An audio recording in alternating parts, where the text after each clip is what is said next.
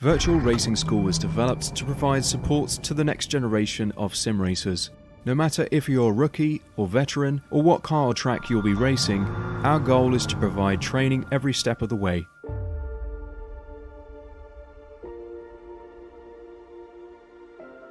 We found that iRacing can be quite difficult without proper training. There needed to be a way to prepare for on-track racing. With VRS, you can literally learn from the best sim racers in the world, including four-time NASCAR iRacing World Champion Ray Alfalla.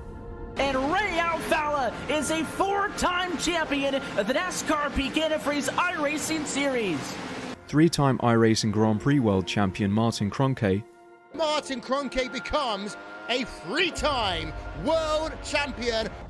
Rallycross World Champion Mitchell de Jong. Mitchell de Jong is now champion for the iRacing Rallycross World Championship Series. And many other top sim racers. Data packs include everything you need to start learning. Our World Championship coaches create the data packs by setting a hot lap or a series of fast laps for you to compare, analyze, and replicate. Data packs also include a tutorial where the coach points out techniques they use to hit the fast lap. This gives you access to the latest driving techniques and setups before you even hit the track. Sign up for a free account and download the VRS telemetry logger. With this application running seamlessly in the background, your laps automatically start syncing to the VRS website. From there you can analyze and compare two laps of your choice, whether it's your data, the coaches, or your teammates. VRS will automatically target improvement opportunities so you can get up to speed even faster. VRS also makes it easy for you to request and schedule one-on-one or group coaching sessions. These sessions can range from 30 to 90 minutes, and you can select the car, track, and setup combination of your choice. Visit virtualracingschool.com today to sign up and get started.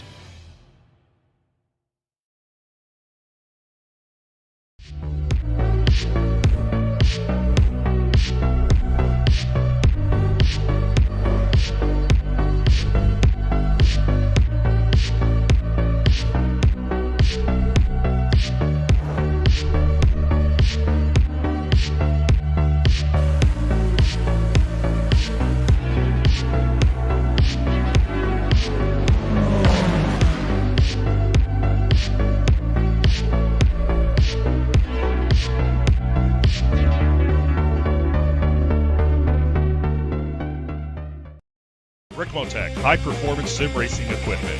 There's only one place to go, Ricmotech.com.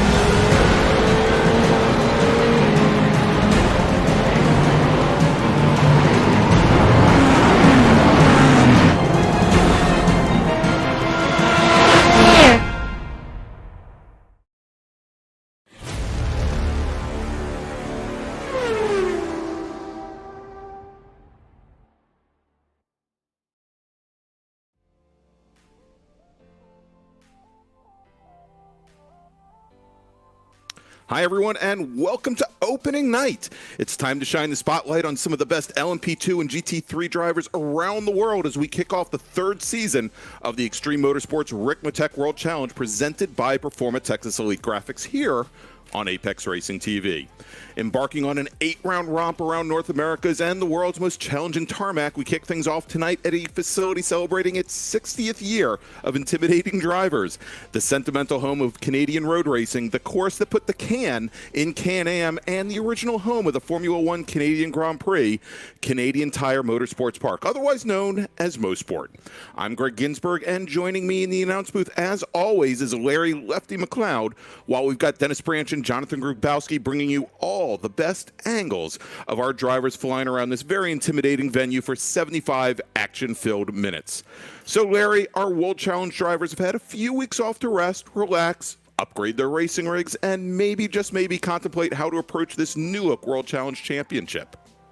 Yes, and hopefully they've taken their chances to drive something not a GTE, because this season the GTE class is gone. We've consolidated. We are now GT3s as well as our LMP2 cars. So the GT3 field is going to be pretty big tonight. We are going to have, I believe, there's a Pro and an AM to that, but we are GT3s and LMP2, so it means competition from front to back is going to be pretty steep.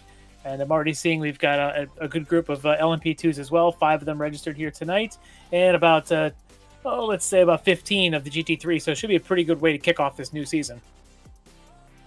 It should, Larry. And so, as you mentioned, the GTE cars are gone. We're back to GT3 and LMP2, and we've had some changes in the GT3 class as well. Last year, we only ran the Mercedes-AMG GT3s, the Ferrari 488s, and the Lamborghini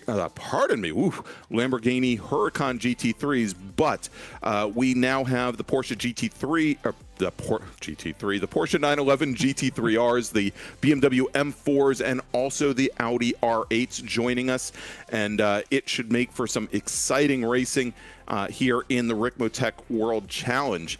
And as we mentioned, of course, we're going to be starting off here at Mosport, at Canadian Tire Motorsports Park. Very big change from our opening venue last year when we started off at Daytona International Speedway, Larry. But this is a track that should really highlight the speed and power of our GT3 cars and also those LMP2 cars. Yeah, absolutely. Yeah, Daytona starting out last season is pretty much your typical endurance track. You know, it's got some slow sections, and then you've got, of course, your high speed on the banking and the oval. Mosport is a classic natural terrain road course with nothing but fast corners, with the exception of the always treacherous Moss hairpin down there at turn 5. And this place will definitely highlight how well cars can hang on the fragile edge as you're going to go down that hill through turn 2, around that turn 3. And of course, how well can you go from flying down the hill to making that also critical hairpin back out. And I think that's going to really highlight how well drivers have their setup tuned in for a place like this to be able to handle the high speed as well as that hairpin, which is, I'm sure we're going to see a lot of action down there tonight. But this is, to me, it's a great track to start out the season. We'll go north of the border here, check out this Canadian track, maybe enjoy some poutine here this weekend, and really enjoy this great first race. Yeah, I'm always up for some fries and gravy and always some cheese curds, Larry.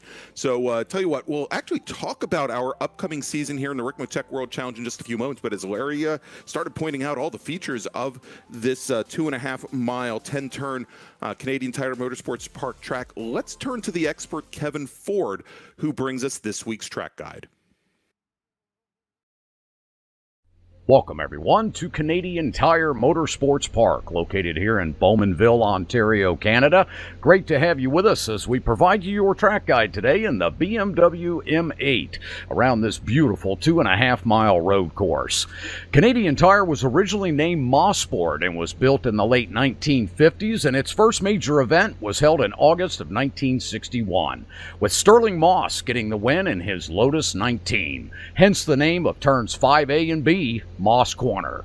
Well, let's begin our track guide around this beautiful road course here as we get ready to head up the front straightaway. We'll get up through the gears. You'll notice the flag stand on the left as we cross the start-finish line down into this blind entry into turn 1. Very fast corner. Hold on to your hat. It's going to be a quick lap.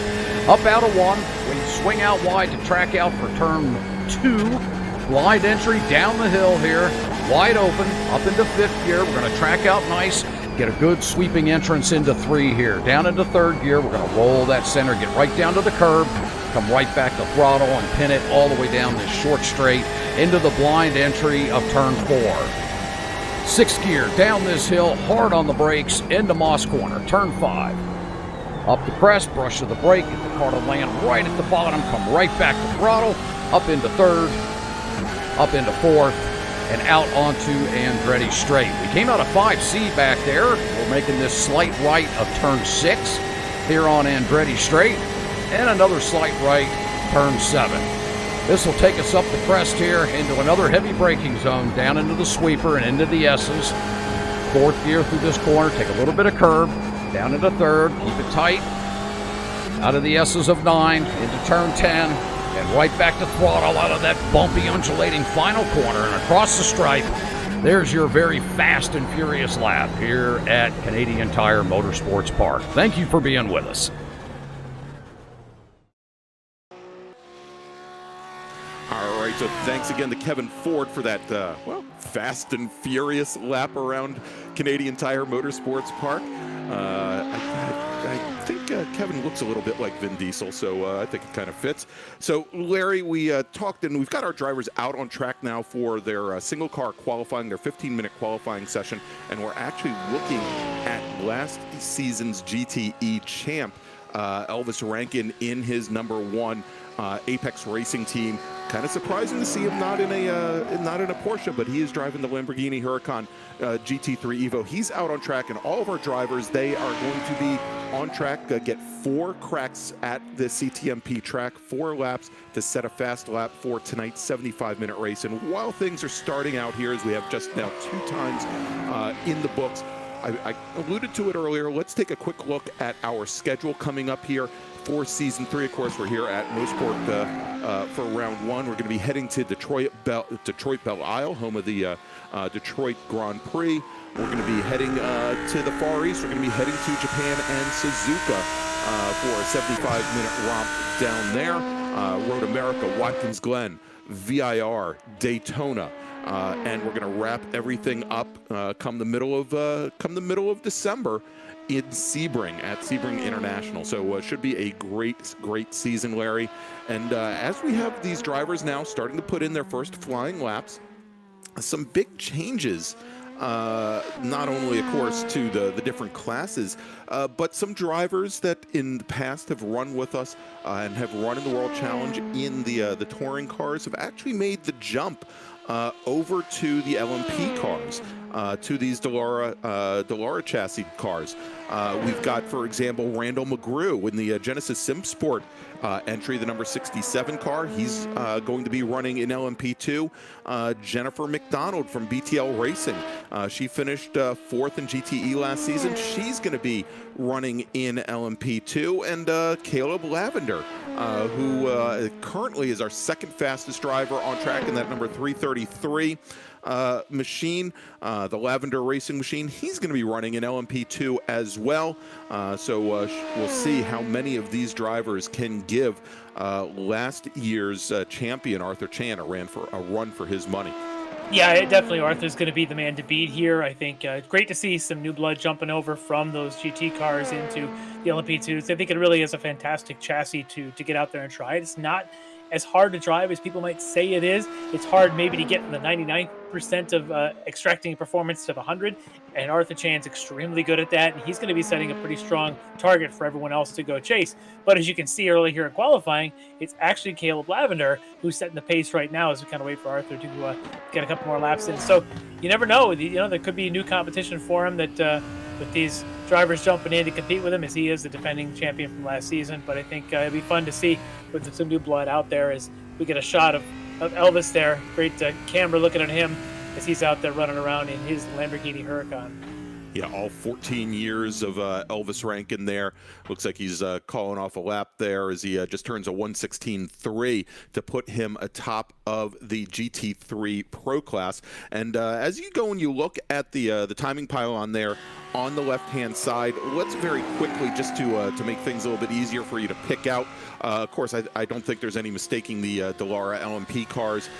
They are going to have blue mirrors, blue number boards, as well as blue windshield banners. But the GT3 cars, we do have 2 separate classes. We do have our Pro class as well as our Open class. Primarily the difference is based on the experience level and how long the drivers have been running in the Ricmotech World Challenge.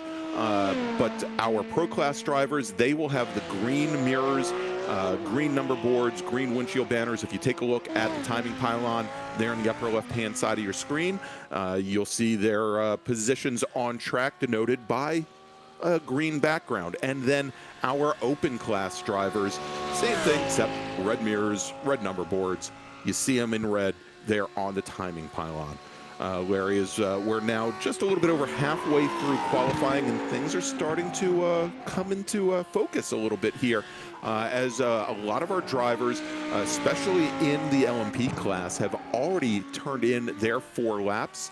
Matter of fact, I believe all of our LMP drivers at this point, with the exception of Christian Eisler in the number 14 machine, I think he's the only driver in LMP2 that has not turned in his 4 laps. Matter of fact, I don't think he's completed a single lap. I think he's on his out lap right now, so we'll see if he gets a lap in here. Still, quite a bit of time. This is not the longest track in the world to get your 4 laps in. And we know we've seen other drivers do this in the past, kind of wait until track conditions change, either getting warmer or cooler or whatever their preference is. But yeah, it's a really good tight competition there in the LMP2s, with Caleb Lavender currently leading the way over Jennifer McDonald, Arthur Chan, and then of course Randall McGrew, one of the other drivers jumping over from classes here into the LMP2s this year. But over in the GT3s, no surprise to see Elvis Rankin there, but it's great to see Evan Peichel just coming up right now in second, as he's really close right now to Elvis's times. I think those guys have each done their laps.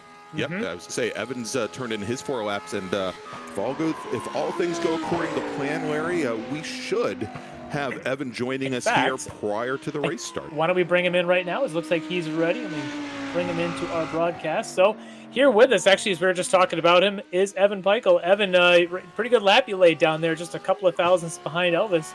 How you feeling about tonight's race going into a new season? I'm feeling pretty good about it. I feel like I've gotten a lot of pace through the off seasons, so hopefully I can put up a good fight against Mike and Elvis and Travis. Yes, you've chosen the BMW, at least here to start. Have you you've been able to work on a setup in that BMW? You think there's any advantage to it, maybe at certain tracks? I'm not sure if there's any advantage to it, but I have gotten to work on a setup with one of my new teammates, Bo, and the setup definitely feels really good. It's a lot better than just using a random VRS set for last season. Yeah, for sure. It's good to get one that's customized to your liking and your style. And I'd say right now, based on performance, putting you right there neck and neck with Elvis at the qualifying time, it must be working pretty well for you. So are you, do you think the competition to beat? Obviously, we know Elvis has always got speed, but are there other guys you're kind of looking to run with and, targeting your ending position of this season? Well, obviously Elvis, and then Mike and Travis. And Andre looks like he actually has some really good pace this season so far too, so him as well. Yeah, obviously, yeah, you're right. Andre Saunders had shown some pace toward the end of last season, and Travis and Mike and those guys are always really consistent around here. So you've got some tough competition there in those GT3s. And so tonight, you going to share any strategy with us tonight here in the first event? Are you looking to go just get as many points as you can and be conservative, or are you just going to try and go for that win on turn 1? Well, I don't really have a strategy. I'm just going to kind of go with the win and see where it takes me. Hopefully not off the track, but I should be able to hopefully get a few points. Yeah, I think tonight's one of those, I've always said in a long season like this, it always feels better to get off on the right foot, get yourself some solid points in round 1 as opposed to putting yourself in a hole and coming in, 8th, 9th or something like that in this opening round. So, yeah, it's always good for that. But then again, if you have an opportunity to take that win, sometimes you just don't want to miss that either. So, well, good luck tonight. It's going to be a long night. 75-minute race is never a short one. So definitely try and keep it clean, and maybe we'll be able to talk to you in the end. Thank you. And yeah, hopefully I will. And as my favorite artist says, Bob Ross, let's get crazy. but awesome, he never gets crazy himself. All right. There you go. That's Evan Peichel, driver of the Alpine Stars Geodesic Racing BMW M4. Larry, Evan, he finished second in GT3 in the World Challenge last season by just a single point. So, he's got something to prove. And as we're already seeing in qualifying, he's right up there with the odds-on favorite, at least early-on favorite, Elvis Rankin. So real quick, Larry, kind of a segue out of that. Let's take a quick look back at Season 2. We're going to run things down. I thought you were going to make a Bob Ross reference. No, okay, championships, yes. I'll be here just painting gently as I go and read through this. All right, so quickly, let's look and recap a little bit here. Our Season 2 winner in LMP2 was, and we've mentioned him already, Arthur Chan. Took 6 wins out of 8, had a pretty substantial margin back to the 2 D2D E-Racing entries of Brandon Whitworth and his teammate Andrew List. And then finishing 4th from Whipperman Racing, we had Dean Cox and Derek Holland finished in 5th. In GTE, taking 7 out of 8 wins. There he is right on the screen. Was Elvis Rankin. He was driving a Porsche 911 RSR in that class, and a 41-point advantage over Mike Dam and Travis Schwenke. Only 4 points separated those 2 drivers at the end of the season, and then another 4 back to Jennifer McDonald in her BMW M8. As we mentioned, she's going to be running an LMP2 this year, and then Tony Kernan, 8 points back from there in his Porsche 911, finished 5th in the GTE class. And then finally in GT3, Kyle Burney with 3 wins on the season. He is our reigning champion in his Mercedes AMG, representing DNA Motorsports, with Evan Peichel finishing just 1 point back. Also 3 wins on the season in Season 2. In the Genesis SimSport entry, Randall McGrew, who is, as we mentioned, running in LMP2 this season. He was 30 points back, finishing in 3rd. Then Jason Burney and Chris Thorman rounding out the top 5 in Season 2. So, some real close racing, some real close finishes on the season itself, Larry, and I wouldn't expect anything different here in Season 3. Oh, absolutely. I think the competition is really tough, and I think now being a consolidated GT3 class, you don't have the split between the 2 different classes. They're all in different cars. Now they're in the same field, and they get to choose which car they want. Plenty of GT3 cars to pick from, and I think getting them all heads up is going to make for some tough competition. And I think Evans kind of hit it right. I think you're looking at guys like Schwenke and Mike Dam, of course, and Elvis, and I think Evans going to be right there in that mix. And I think Andre Saunders may be running in the M class in there, but I think he'll be one to run with them in that same class in this field. You might see him even grab a win ahead of those GT3s and pros in some of these races. All right, well, Larry, here's a big surprise as we're going to get the grid up here in just a second. And he took the pole on his very last flying lap. Christian Eisler out of Santiago, Chile, his first time racing with us. He will be our pole sitter in LMP2, representing Punto CL Racing. Had a fast lap of a 106.092. What if he's ever been to Canada? Because that's a long way from Chile to Canada for this. So pretty cool. Yes, it is. All right, so Caleb Lavender in the Archer Brothers Esports machine, 29 thousandths of a second back. He will start on the outside of the front row. Jennifer McDonald will start 3rd. Last season's champion, Arthur Chan in the Axon Driving Solutions machine. He will start on the outside of row number 2, and Randall McGrew will start 5th. Now let's move over to GT3 and the pro class, and we have Elvis Rankin. He's your pole sitter in the number 1 machine, with Evan Peichel starting right beside him, starting 2nd. Then we've got Mike Dam starting 3rd, Tony Kernan 4th, Travis Schwenke 5th, Jeff Jacobs will start 6th, Ryan Reeves will start in 7th. And then if we move over to GT3 AM, Andre Saunders will start on the pole in that number 72 machine. Julian Bell, about 35 hundredths of a second back, will start 2nd. Russ Ruddock will start in 3rd with Ryan Reeves, with Eduardo Lorente starting in 4th, and Jeff Willis and Bobby Childs 5th and 6th. Then we've got Steve Daniel and Alexandros Theologus starting 7th and 8th. I'll be curious to see if they're actually able to split the field of GT3s into the pros and AMs for the starts, as we do have in our MX5 class in the Classic Sprints that we watch. They end up intermixing the ST Open and the ST Pro because the Sim can't quite create that when they're same classes. So I suspect here you might see Andre Saunders right there on that row 2 of the GT3s at the start of this race, as he is one of the AM drivers, but he's very fast. Yes, he is, and I believe that is actually going to be the case, which is going to be a huge advantage for him as the outside, we'll call him the outside pole sitter in the AM class is Julian Bell, and is going to be starting in 13th position. That is 3 rows back from Andre Saunders. So it's going to be a tough row to hoe for both he and the rest of the GT3 AM class to get up to our pole sitter here early on, as the pace car now has the field, bringing them around this 2.5-mile 10-turn course, or, you know, since we're in Canada, 4-kilometer 10-turn track, Larry, as they make their way around here on their pace lap. And just to remind everybody, the starting procedures here, and you've seen that the LMP2 cars have now separated themselves out from the GT3 drivers. They will not go on the traditional green flag thrown by the iRacing platform. We have a start zone, and that start zone begins right at the exit of White's Corner, turn 10 here at Mosport. Actually, not right at the exit of it, right at the beginning of it, before you get to the apex. And as soon as our pole sitter, this is one of the toughest tracks for a start for that reason. So we're going to really be watching for that, because it really is green as you're passing that apex around here. If you're on that second row, you know, if you are Jennifer McDonald or Arthur Chan, you've got to be awake and aware to be able to get on that start, because if the row behind you is aware and you're not, they're going to go blowing by you down into turn 1. And this place is tough to pass, so turn 1 does become critical to at least hold your position.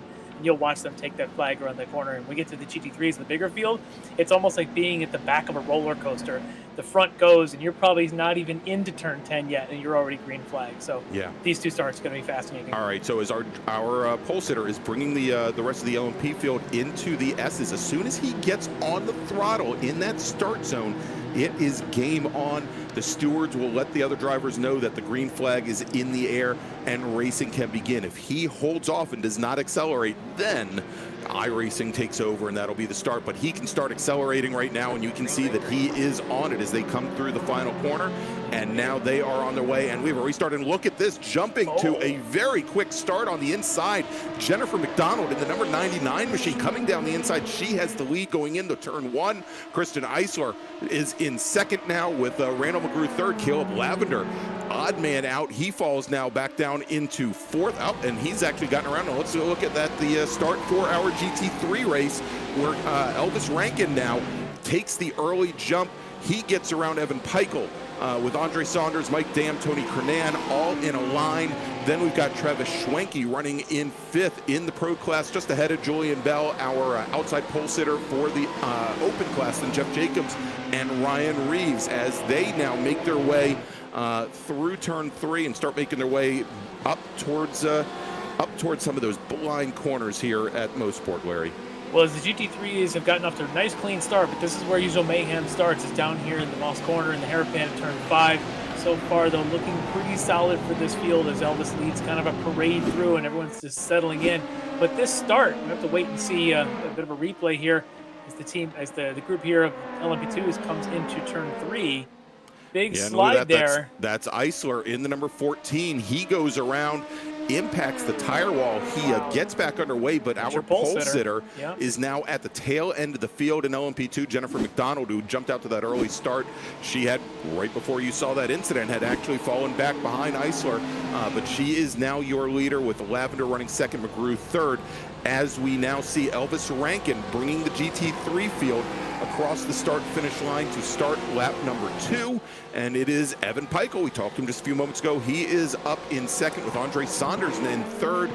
Then we've got Mike Dam, Tony Kernan, and Travis Schwenke all in a line as we jump back over to our LMP2 battle here. Yeah, so the start is under review, the stewards have noted, and I think that the start that they're looking at is the Jennifer McDonald passing down that front straight, getting by Kristen Eisler on that opening stretch. Now, she did give the spot back, it looked like, as they got around 1 before they got to 2. I don't know if that's going to be considered enough, but they are definitely looking at it, and we'll have to see what their ruling is. We've seen this before in the LMPs, in fact, where in last season, I think it happened twice, where the start kind of swapped hands and all. It's up to that pole sitter to decide when to go, and if someone else jumps a little bit too early, they can take penalties. We'll see if any penalty is doled out, if it is in this case, or if perhaps they let it go because it looked like at least that spot was given back by the time they got to turn 2. And I'll tell you, Larry, from my vantage point here, and from our vantage point, it looked as though maybe Jennifer McDonald actually didn't get on the throttle until iRacing threw the green flag. I actually saw the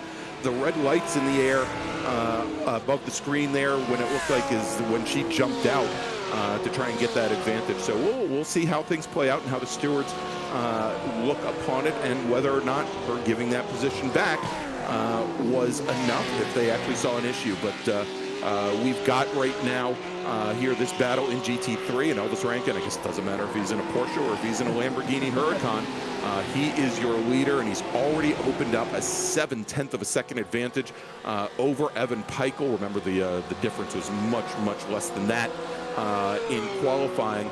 And then we've got our open class driver, pole sitter Andre Saunders. He is running in third overall in GT3. Then Mike D'Antoni, Kernan, and Schwenke. And again, things are all starting to line up here, Larry. And you mentioned it.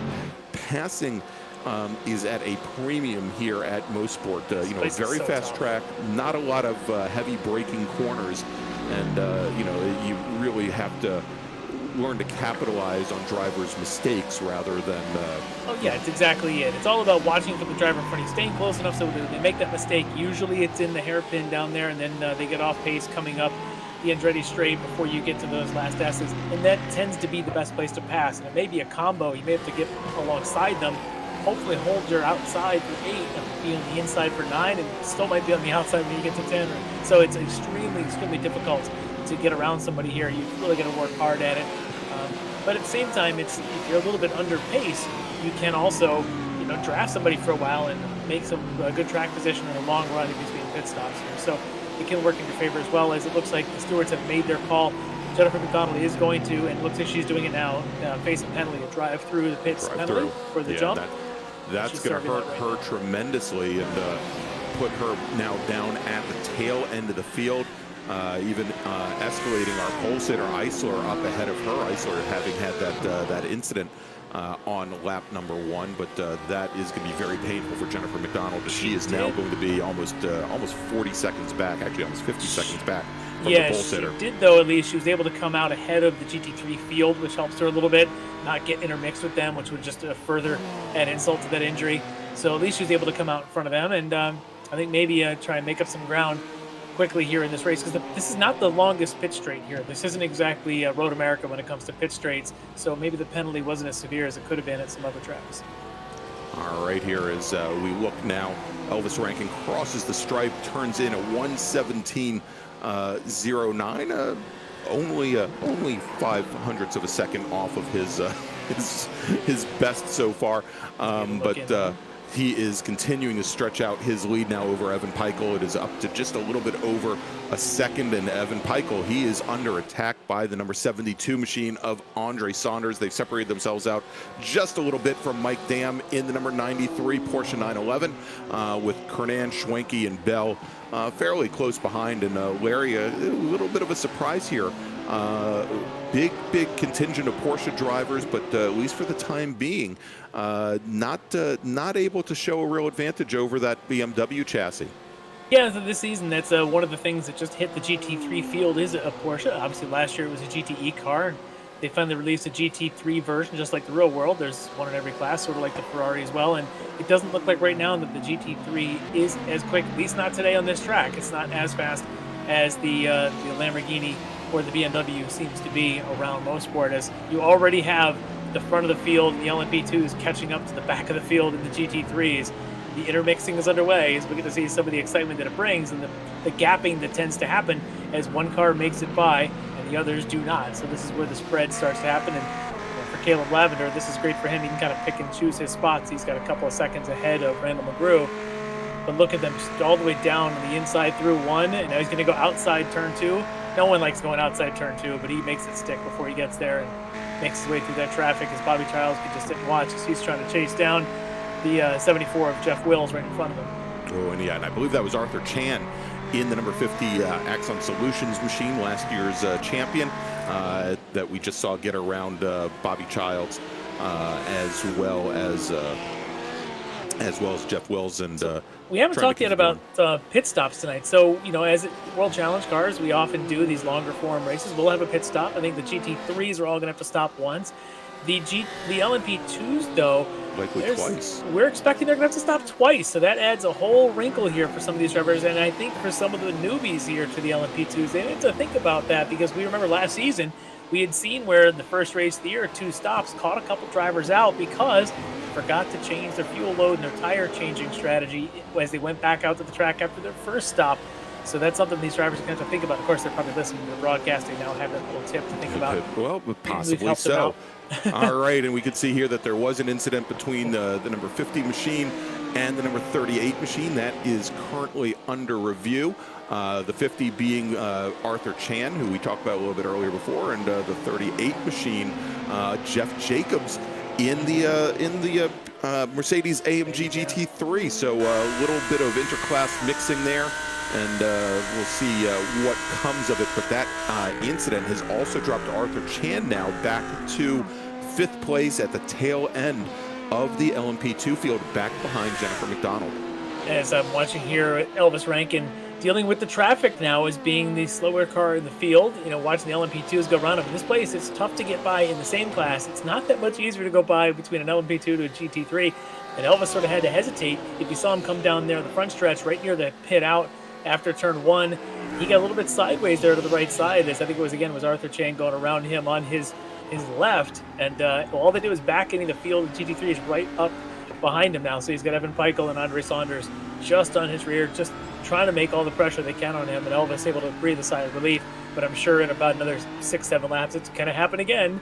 And we'll get to see this bit of excitement as it's really fun to watch the intermixing of the 2 classes. Yeah, and that Lamborghini doesn't look very happy during that long sweeping downhill run through turn 1. And it appears that the 2 BMWs pick up at least a little bit of ground on him in that exchange there. And here as we see some more drivers, this is Eisler, I believe, in the 14 machine coming through now as we see these LMP2 drivers trying to make their way through the front of the GT3 field. That may help keep some of our drivers close to Elvis Rankin. You'll also notice as they go into Moss Hairpin, Larry, that the BMWs do seem to get have a little bit of advantage, I think, under braking compared to the Huracan there, that they close up a little ground, but as quickly as they make it up, they kind of lose it on the exit and coming down the Andretti straight. Yeah, as one of the LMP2s just goes wide there. I think that is, I didn't quite catch the number there, but going 3 wide down the back straight. But you're absolutely right. I think that's been kind of well known about these GT3 cars. The BMW has always kind of been the stable car, but it was never the fastest car. Being that front engine maybe a little more stable in some of these crazier high-speed corners like the turn 2 off camber or the Moss Hairpin. It's a very stable car, whereas the mid-engine cars tend to be a little bit more twitchy. Now, the Lamborghini is known to be at least at relatively easy of the mid-engines. But you still, I think, the BMWs have that advantage. That could be why the BMWs are running just so fast tonight. Evan Peichel and Andre Saunders, not to take anything away from them and their pace, but with that Lamborghini being maybe a little bit twitchier in the higher speed stuff, because we've got a replay here of Russ Ruddock, and that is not going to turn out well for Russ. He's got the full-on drift mode going through 9 and just keeps it off the wall. Understeer just does not explain what he just went through right there, as so much more of the field making their way through that final corner going on to the front straight, and he's still trying to get that beast turned around and get back underway. So bad luck there for Russ Ruddock as he now drops all the way down to 8th in the GT3 AM class, 19th overall as he gets that car back underway. Yeah, so for him, unfortunately, that's an easy way to lose a whole lot of time. But on the good side, he didn't hit the wall, didn't take any damage, he's able to keep it going. As Evan Peichel now is getting all kinds of pressure from the AM driver, Andre Saunders, right behind him, as he's a little bit of daylight out in front to Elvis Rankin. Elvis is about a 1 second ahead of this battle. But just seeing Evan there in the screen, you can see them there at the cam shot. He's working hard to hold off Saunders behind him, and Saunders is just pressuring him with every quarter. They are in similar make cars, so any advantage one has, so does the other. Makes it interesting in these kind of battles. Although it seems like he made his way down the turn 1, turn 2 complex a little bit better that time than Saunders. But I wouldn't look too far in front of him, because at some point here, Tony Kernan, who's always been known as kind of the late race charger, he's back there, and he might have something to say about this battle before this race is over. All right, Larry, we were talking a little bit earlier about the incident between Arthur Chan and Jeff Jacobs, the LMP2 number 50 machine of Chan, the number 38 Mercedes of Jacobs, and the stewards have assigned responsibility to Arthur Chan, and he has just been given a drive-through penalty. So talking about adding insult to injury, he's already at the tail end of the field. He now has to take that penalty as well. As we take a look now as Caleb Lavender, he's been running a very quiet race here since we had those mix-ups at the front of the field with Eisler and McDonald. And he now has about a 4.5 second advantage over Randall McGrew in the number 67 machine. Now, I was, as we jump, hopefully we'll jump back to the GT3 race here in just a moment. As we were watching Peichel and Saunders nose to tail in those two BMWs, I was looking just a little bit back behind them, Larry, to our first two Porsches, Tony Kernan and Mike Dam. And a huge disparity in, not a disparity, but a huge difference in driving styles. Look at this. There of the Arthur Chan with Jeff Jacobs incident that definitely caused the penalty there. And you could see Chan, being the faster overtaking car, probably has that responsibility. It's unfortunate for both of them, as Jacobs looks like his day may be done, or he's at least going to take repairs. And for Arthur, he got to serve that penalty in addition to any damage he may have taken on. But yeah, and Arthur Chan, he is in the, as we go back to live action, he is now in the pit lane. And I would suspect that he's going to be taking that penalty now. We should see him back on track here. But you were talking about the battle behind the Peichel-Saunders battle, that's Kernan and Mike Dam battle. Those guys are making the way. You were talking about their lap times. They are right now the two of the quickest cars in the field of GT3s. They've been turning laps faster than Elvis Rankin. So I think for those guys, opportunity is knocking, and they're going to be answering that door and trying to catch up to the BMWs in front of them. Because I think Mike Dam is always quick, and I think for Kernan, we've always said he tends to come on late in these races. Well, he's already sitting in third in class, so he's got a good shot as he turns in another quick lap, trying to chase these guys in front of him as we're on board with Evan Peichel, and watching him also from his room and his rig as he's trying to chase down the leader in class, Elvis Rankin, and not letting Elvis get away for sure. No, definitely not. And he's made up a little bit of ground, a couple tenths on Elvis Rankin. I think the gap now between those two drivers is about 6 tenths, and we see now in the battle for fourth, where Saunders has started to stretch things out just a little bit over Mike Dam. One of those points I was trying to make a little bit earlier, Larry, is it looked like Dam was really throwing the car around. Didn't look nearly as smooth as Saunders, not only over some of the curbing, but just turn-ins. It looked like he was just trying to muscle the car around a track that really has a lot of flowing corners. It kind of surprised me, and as we can see now, he's starting to drop off the pace of our top four cars. Yeah, that's the thing about a high-speed track, is it's one of those, a little mistake, all of a sudden you lose a lot of speed. It's just hard to get it all back, and then these cars have a couple hundred horsepower, but still, it's tough to get that pace back. And so for Mike Dam, he's going to have to work pretty hard to catch up to Kernan, Saunders, and Peichel, who are battling right now in the second overall in those GT3s, as we've got a good look here at Russ Ruddock. And now over to the Frito Sport of Eduardo Lorente, I believe that is. Yes, it is. Or is that Jeff Wills? That's Jeff Wills. That is the number 74 machine of Jeff Wills. You're correct. Yep. As he's got all kinds of action going on behind him with Bobby Childs, as well as an LMP2 going by him. And so Wills currently sitting third in the AM class. He's got Julian Bell running second, a couple cars ahead. He's got to get past Ryan Reeves. But at this point, Wills is about almost 8 seconds behind Reeves, so he's got a long way to go to pick up another spot in class.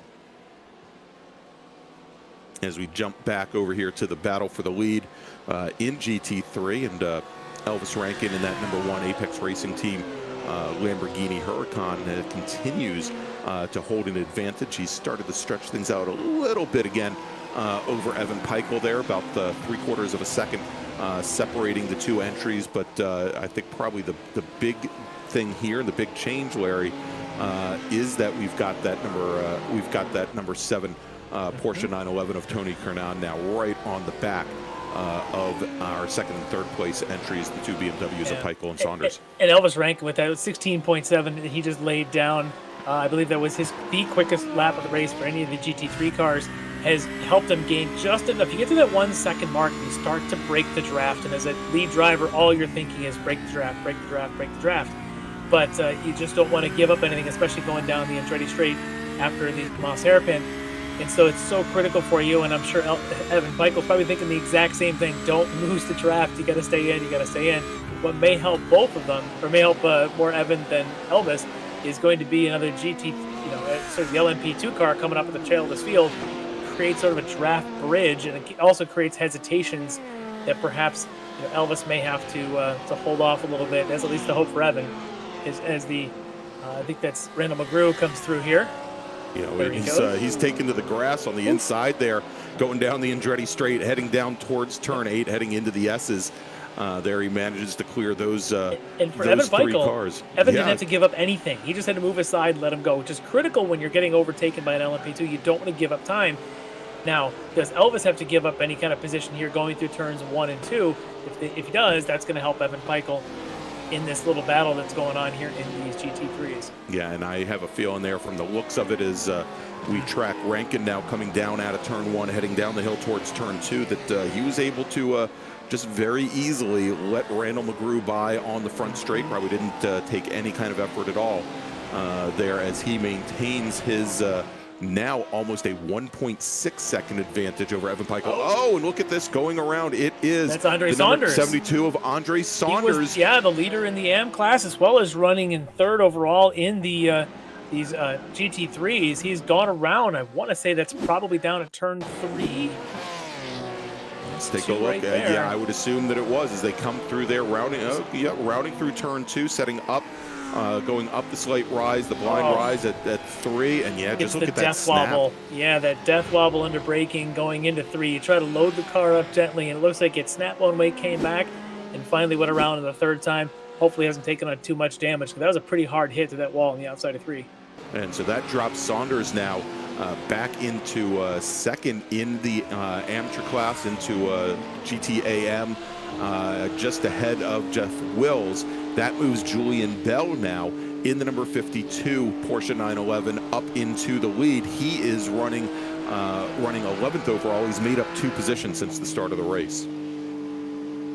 So also, just to note, Arthur Chan looks like he is the first one to pit in the LMP2s. So obviously he had served a penalty and also had some contact, with Jeff Jacobs. He is back out of the pits now, so we'll see what he does, having taken his first. And I expect very soon we're going to see leader Caleb Lavender, Randall McGrew, Christian Eisler, and Jennifer McDonald probably doing the same things. Yeah, and as we mentioned here for the LMP2 cars, we would expect to see them run and make 2 pit stops. We think that the first window, based on the amount of fuel that these cars are given to start the race, first pit window should run about 30-31 laps. So still quite a ways to go, about 10 laps for the majority of these drivers here. Take a look there. I believe that is Arthur Chan right on the back of Jennifer McDonald as they were going up into turn 9 in the S's. As it looks like Tony Kernan's going to make his way around. I believe that's getting around Evan Michael. So Kernan, as I mentioned, he's kind of a late race charger, and he is doing the same thing here with the spin by Andre Saunders, maybe an opportunity. And Evan Michael kind of faded just a little for a moment, and that's all it took for Tony Kernan to now move himself up into 2nd spot in GT3s. Yeah, and it should be noted that Saunders, or probably Kernan, one of the fastest drivers on the track, last time by was almost 0.4 of a second faster than Evan Michael. So looked like he wanted and needed that advantage to get on by, and so now moved Tony Kernan in that number 7 Porsche 911 GT3R up into 2nd place. The BMW of Michael drops down to 3rd. Now we'll see if if Michael's just got a moment of just kind of lazy a little bit there and kind of lost his concentration. He'll get that back with Kernan in front of him, or is he going to fall into the clutches of Mike Dam and that other Porsche coming up behind him? We'll have to wait and see. His Dam is looking pretty quick right now, kind of shaking off whatever he had earlier to be able to get his pace back. And so we've got a good shot here of our leader of the race, Caleb Lavender, who's just putting in fast lap after fast lap, clicking off in the mid to high 107s. He's done a 106 in this race, which is ridiculous. Yeah, but he's clicked it off pretty nuts. Consistent 107s. As you can see his lap times there. That 106.4 and then followed it up with a 6.9 and a 7.7. He is just cruising around this place right now. We're not leaving any opportunity for Randall McGrew and Christian Eisler, Jennifer McDonald, and Arthur Chan to have anything to say about it. Yeah, that 106.4, almost 0.3 of a second faster than anybody else in the LMP2 field. More importantly, at least for the moment, almost a full second faster than Randall McGrew has been able to turn in all race. And the gap between those two drivers right now, almost 6.5 seconds. And then you see Elvis Rankin here. He had turned his fastest lap of the race back on lap 15, 16.7. But you can see laps, the following two laps, laps 16 and 17, as Kernan almost holding ground within a tenth of Elvis's laps. And that's as he had gotten around Evan Peichel. So I'm wondering if Kernan was maybe being held up a little bit. And now that he's gotten around Peichel, some clean air for him might be good. And we'll see if he can make any ground as this race progresses. And, still waiting, though, for the rest of the LMP2s to come in for their pit stop. Expecting them to have to stop twice. At this point, they can stop anytime. They can go their 35 or so minutes, or 28 to 30 minutes, and then stop, or they may be able to come in early like we saw at the Chan.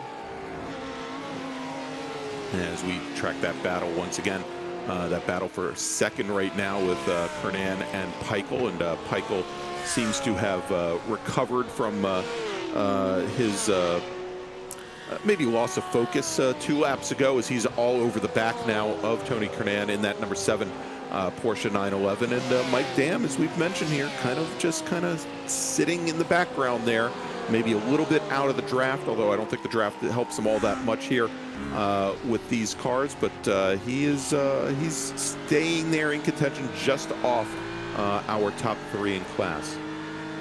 And it looks like Larry, from as I've been watching him, looks like things have smoothed out quite a bit for him as well. Maybe he's gotten a little bit better feel for that car. Oh, look at this, running wide, going in the Moss hairpin.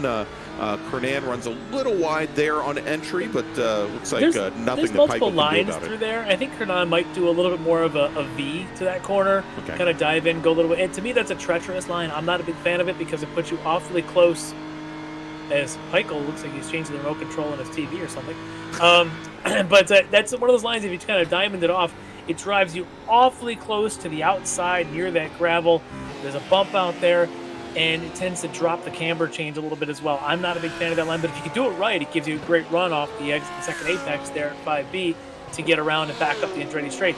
I prefer the lines a little bit more of a curved arch where you're kind of apexing and just sort of riding around to the second apex and coming out. That way, it's a little safer than the one that Kernan seemed to be doing. And doesn't load the car up nearly as much either. Now, I don't know if you noticed, Larry, when Kernan went into turn 8, there was a strange little wiggle from the back of that car. Speaking of wiggles, there you go. Talk about timing as the number 7 car now goes off, and that moves Peichel back up into second. And look at this, Mike Dam now closes things down. Let's take a look at the replay here, as I was just talking about that wiggle from the rear, and there you go. You see the back end of that number 7 machine step out, and he just spends that whole corner trying to recover, Larry. It almost looked like as he turned in, he got a moment of understeer, and he corrected the understeer, which created the bit of stepping out. It's hard to tell, checking a reg, which one went first, but either way, luckily for him, he didn't completely throw it into the wall, as we had seen Andre Saunders do in that same corner not that long ago. So for him, he's able to gather it, and now he's only about another 2 seconds to gain to catch back up to those guys. Yeah, assuming he still has some tires underneath him. It doesn't have all that far to go, but you also notice that Mike Dam has really closed things down on Evan Peichel.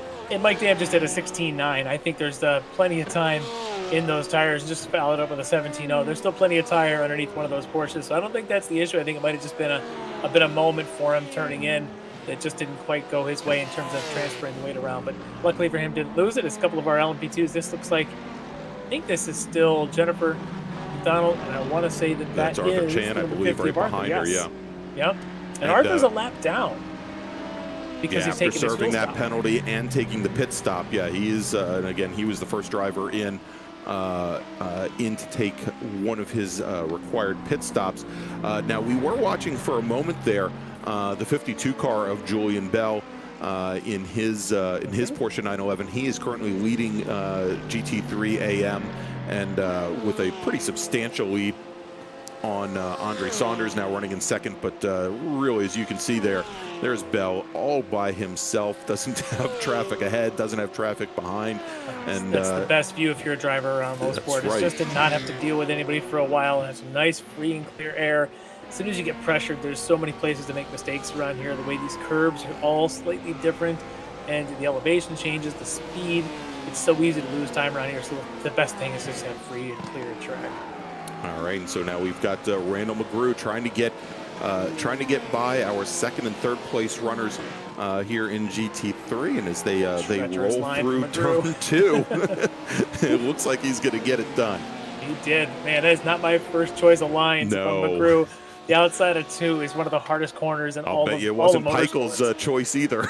I'm sure, yeah. Peichel would have rather, but you know what? Peichel was glad at least he had the inside line, because being outside out there, there's just no man's land. But I guess for Peichel, he's glad he didn't have to give up any ground to Mike Dam, as this looks like Saunders now.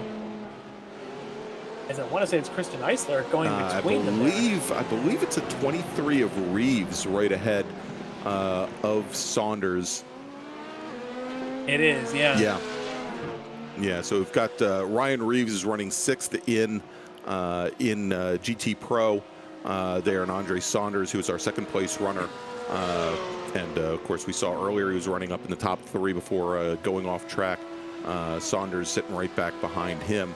13th overall, still second. It was Jennifer McDonald and Arthur Chan again getting some screen time as they're working their way through traffic and trying to keep themselves clean. As there's a good shot of Reeves in that number 23 Porsche. Yeah, and you saw, Saunders pulled that car all the way over driver's right. He was, maybe he's heard about Arthur Chan's night so far. He was willing to let him just drive right up the center.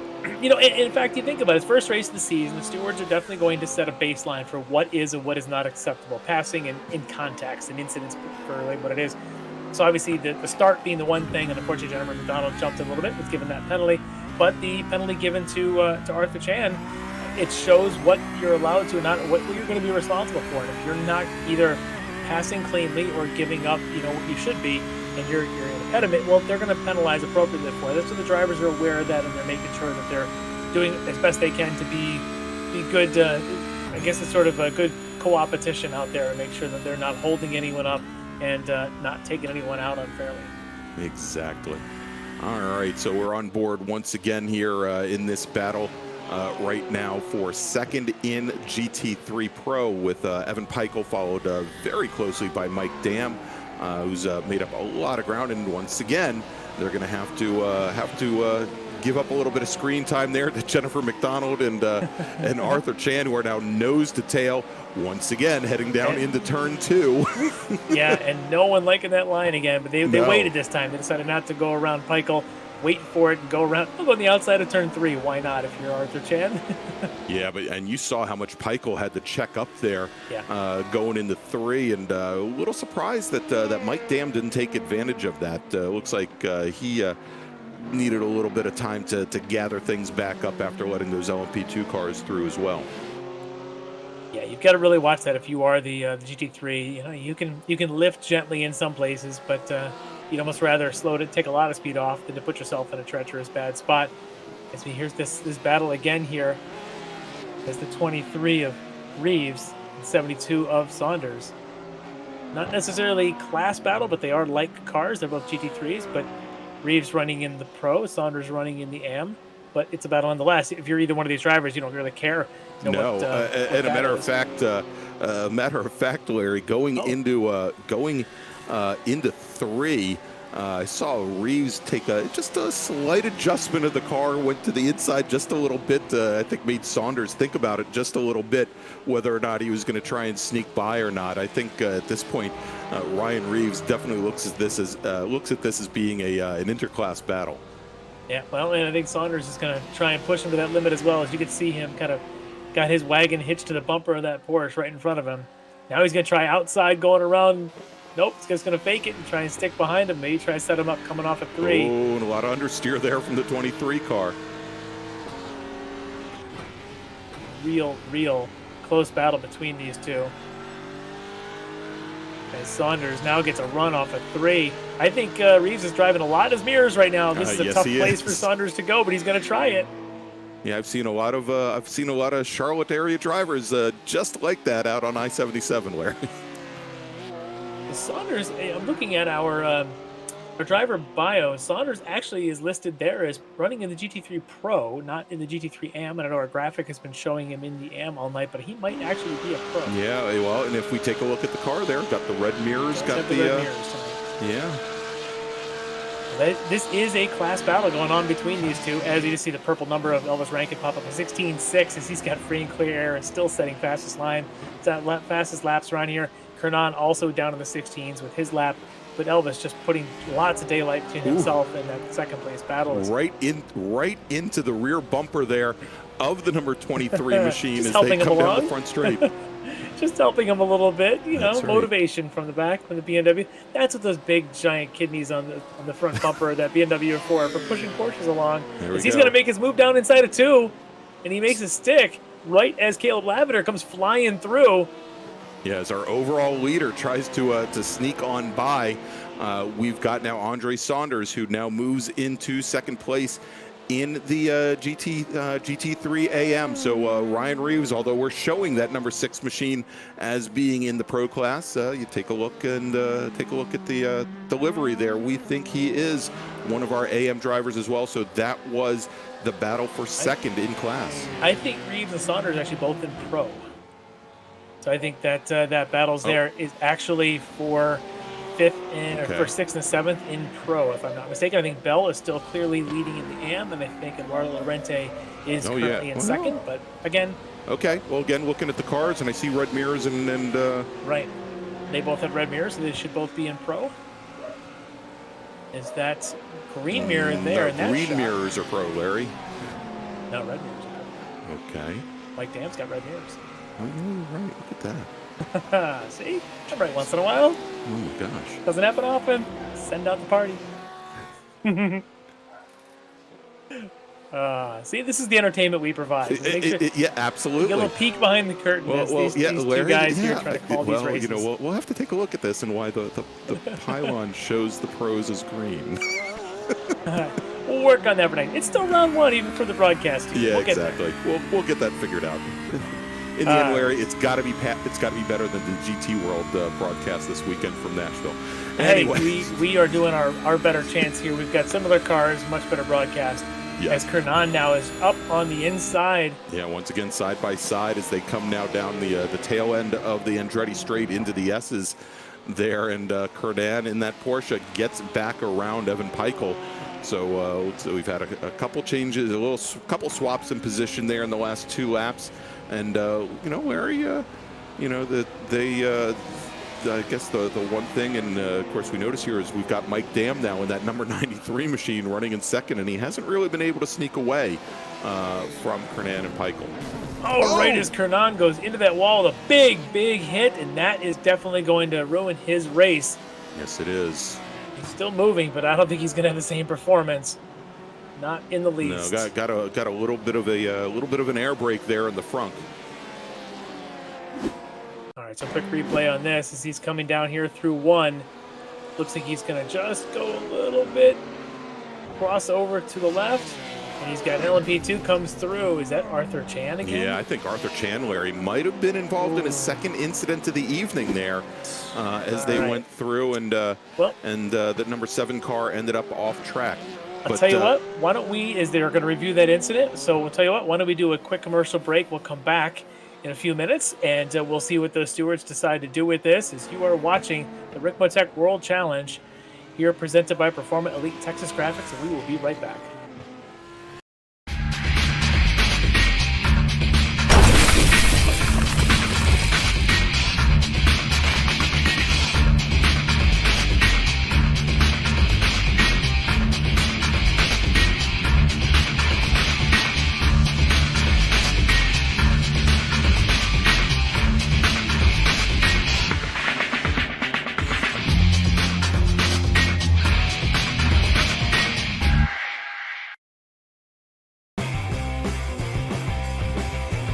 Ricmotech high-performance sim racing equipment.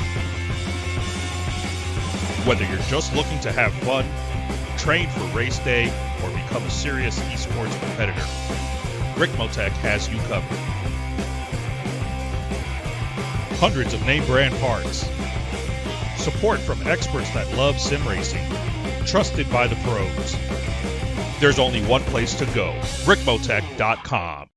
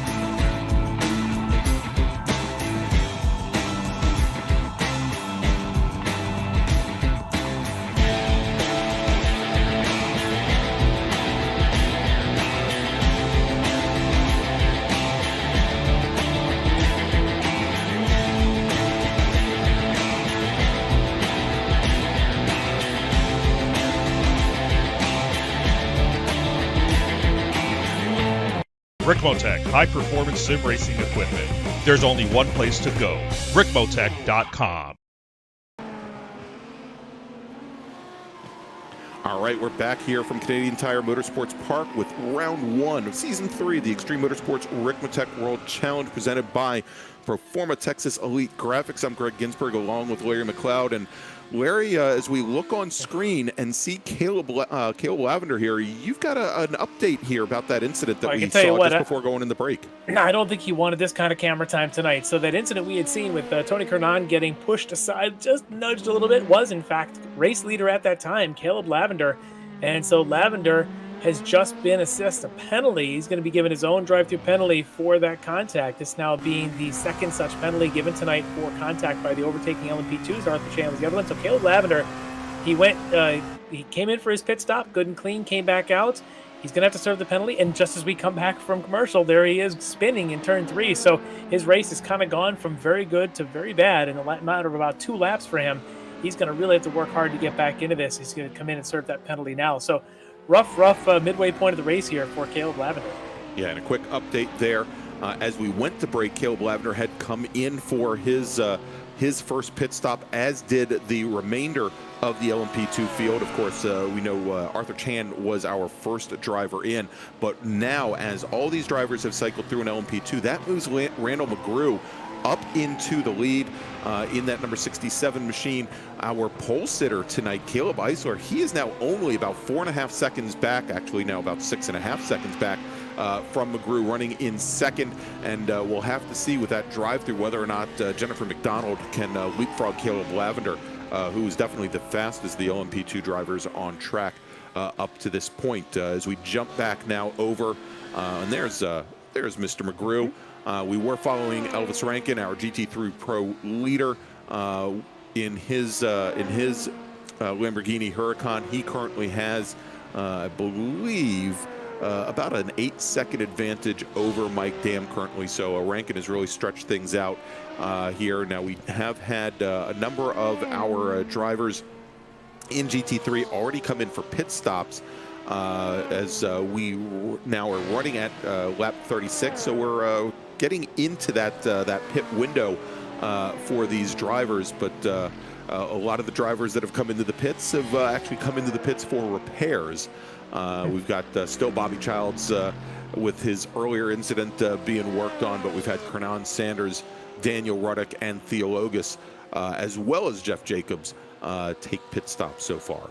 And Jacobs, throughout all of that time he's been in the pits, he's actually come back out 20 laps down, but he is running, so he's back out there now. But yes, you mentioned about some of the drivers that have stopped, and for regular stops, you've got Tony Kernan and Andre Saunders have each stopped. Saunders' time in the pits a little longer than Kernan's, and I'm wondering if he took some tires on, so that'll be interesting later in the race to see if having fresher tires towards that 75th minute is going to help him out a little bit, whereas Kernan in his Porsche appears to have not taken any tires. So that'll be an interesting one. And then still waiting, obviously, for GT3 leader Elvis Rankin and then Mike Dam, Evan Peichel, running currently second and third to take their stops. As there's a good shot of the number 9, Eduardo Lorente. Or sorry, that's number 7. That is the 7 machine of Kernan, and you can see not a very happy Porsche at this point. No, definitely looks like not. It's a handle. I'd see the 9 there. That's his position in the race, not his card number. But yes, that is Kernan. And I'd say the engine's getting cooling, but the engine's not up there.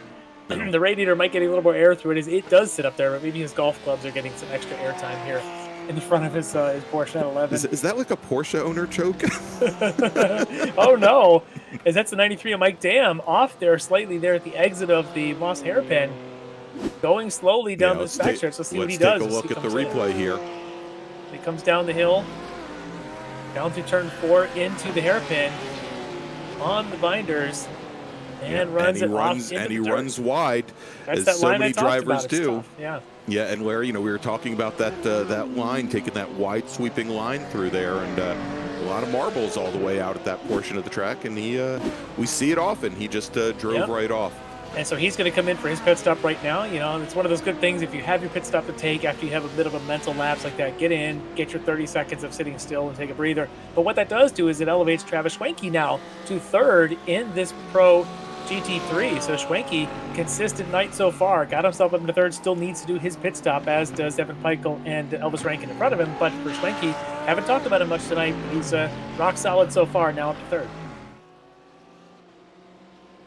All right, as we're on board right now with Elvis Rankin, and we've seen in the past, Larry, where Rankin very content to, and especially with the lead he's built up here, to take a very late pit stop towards the tail end of his window, just do a short fill on fuel and continue on, and usually works out very well for him. But the advantage that he has right now is he can pretty much sit back and see what the rest of the field does and how they do on pit stops, because at this point, he has.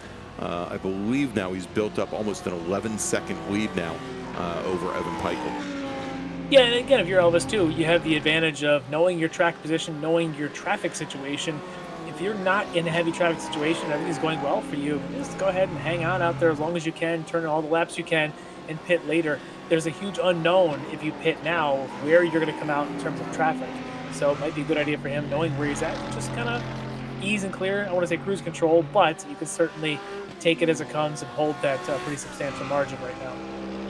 There you go. There's Jeff Jacobs in his number 38 Mercedes-AMG GT3, and you can see doesn't seem any worse for wear there on camera as as he makes his way around the hairpin there onto the Andretti straight. Looks like he's had a big wrecks and flips notwithstanding, a pretty easy night there. Doesn't look like he's sweating at all. As we've got in the pits there, the number 52 has come in to stop. That, of course, is Julian Bell. Time was leading the AM class. He's going to come in for his stop. I'll tell you what, while we have a few minutes in this race, we've got, as he's going into the pits probably eternally, is Bobby Childs. Let me bring him on in here. We'll have a little word from Bobby. As Bobby Childs going through the pit stop motions right now, watching the crew work on the car. You've got a few minutes. Tell me a little bit about how your race has gone, good points and maybe not so good. Gone is definitely the right word for my race. It is definitely gone. I caught the fabled blade of iRacing grass coming through turn 1 and just straight into the wall, and that was that. Yeah, that's a tough place to catch. Is that just on the exit of 1, just beyond the curb there, and it just shoots you outside? Oh yeah, just you catch that left rear, and the car just turns right. And the worst thing about it was that it didn't go all the way around. It just kind of went to a 45-degree angle straight into the wall. Like it wouldn't spin all the way around. Maybe if I could have just flattened it up against the driver's side door, maybe I'd have been okay. But once you get that much nose damage, I mean, there's not a lot you can do. Yeah, that's the thing about this track is we talk about the speed, we talk about the elevation changes, but it's that little touch of grass coming out of 1 that will ruin your night as fast as any of that stuff. We've all been there. But now that we've dispensed with how you're here joining us and not driving, as we're getting a good view of what's going on here, it's been a great battle in a couple of spots. We've had Tony Kernan battling it out with Mike Dam and with Evan Peichel. Those kind of guys trying to chase down Elvis Rankin. Who's your pick in that field to try and give Elvis a run? When I pitted real early, so I came out right in front of the lead pack, and I got to tell you, Tony Kernan and Evan Peichel were just really, I mean, that pack with them and Mike Dam was just really on it. I got to say, we saw Mike Dam do some more landscaping here a few minutes ago, like he did at Mid-Ohio last season. As Travis Schwenke's doing that right now, it looks like. I was just going to say, yeah, looks like all the Porsches are looking for the third green there. Yeah, the Orion Landscaping Team, brought to you by Walker Lawnmowers. If you need some grass cut, call Orion. They're not just a defunct Hollywood production group. Yeah, so they are right now. We just saw Travis Schwenke going around turn 2, got a bit of a rear end twitch, didn't make contact with the wall, so just trimmed the grass, thought it was good enough. He replaced his divots, and now he's back underway. Yeah, those guys are good at that. But now going back to the the thought of who might be able to take Elvis, I gotta say Peichel. He's got great pace. That BMW M4 is really fast. I'm sure most people watching are aware that that it was co-developed between iRacing and BMW here on the sim. And so far, its shakedowns in real life kind of match its performance that we've seen so far on the sim since its last update to real life spec. I mean, it's a really, really quick car, and Peichel's got great pace in it. If anybody's going after Elvis tonight, I think it's going to be Peichel. Well, Elvis just came into the pits, and the lead was then given to Evan. So Evan right now leading the GT3s for the time being. We'll see if he can make a run here in the second half of this race. But it's not going to be easy, because I know Tony Kernan has his issues, was in that incident earlier. Mike Dam and, of course, the other Orion drivers like Travis Schwenke have been doing their lawn maintenance. Peichel right now seems to be the consistent one in that bunch. So, yeah, maybe, but he's still got to make his stop. There's a lot of racing left to go. Yeah, matter of fact, Larry, as we're talking here to Bobby, I was going to mention with ranking coming in at about the 48-minute mark, we were anticipating that the pit windows here for the GT3 cars would run up to maybe about 50 minutes into this race. And so Peichel might be getting towards the end of that fuel fill there. He should be coming in rather soon. I believe we only have 3 cars that have not pitted in as of yet. Peichel, Ryan Reeves, as well as I believe Jeff Willis is the third and final driver in GT3 that has not come down the pit lane yet. Yeah, well, as you mentioned, they're probably going to have to do that soon, or they may find themselves struggling to get down the Andretti straight if they run out of fuel out there. But who knows, a fuel-saving strategy and a little bit short shifting, braking early kind of things, and lifting on your way in, you could save a little bit, as it looks like the second stop now for McGrew, who just went into the pits, and now that lead of the overall race has been handed to Christian Eisler. So McGrew deciding now to take his second stop with about 25 minutes left in the race. So your race leader taking his chance.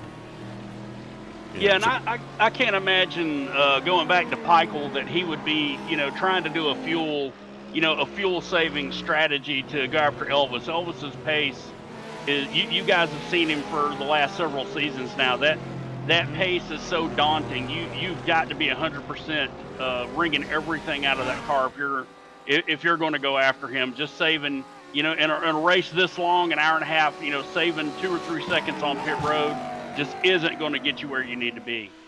Yeah, you're absolutely right. It's nice to then be able to pick when you stop, but certainly you're not gonna gain that kind of time out there.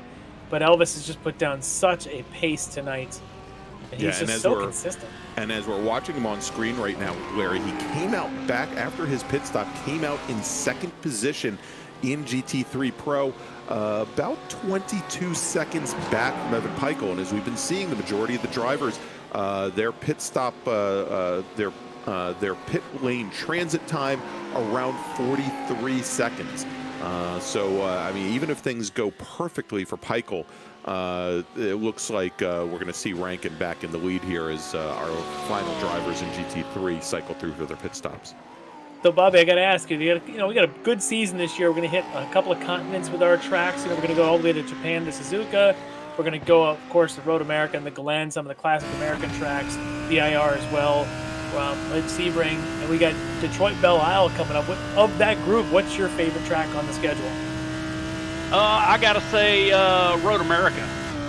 It's a great track for the Ferrari, and it's wide open. It leaves a lot of room for the P2 drivers to make clean passes. Like here it's so tight, man. If you catch each other in turn 1, or especially cresting over the hill to the left on turn 2, and you get offline there with a P2 driver, I mean, it can end your race. But at Road America, it's such a wide track. There's so many opportunities for the faster classes to pass clean. It's a joy to drive. Yeah, I agree. I love Road America. It's just a great venue for these kind of cars, this kind of speed. And I think for intermixing multiple classes, it's a pretty darn good venue for that as well. And we'll be there in October, so I'm looking forward to that one. But we still got another 20 minutes or so here tonight at this track, and we've still got waiting on Evan Peichel to make that pit stop. So this is going to be interesting. We're at almost 53 minutes, and he has not stopped yet.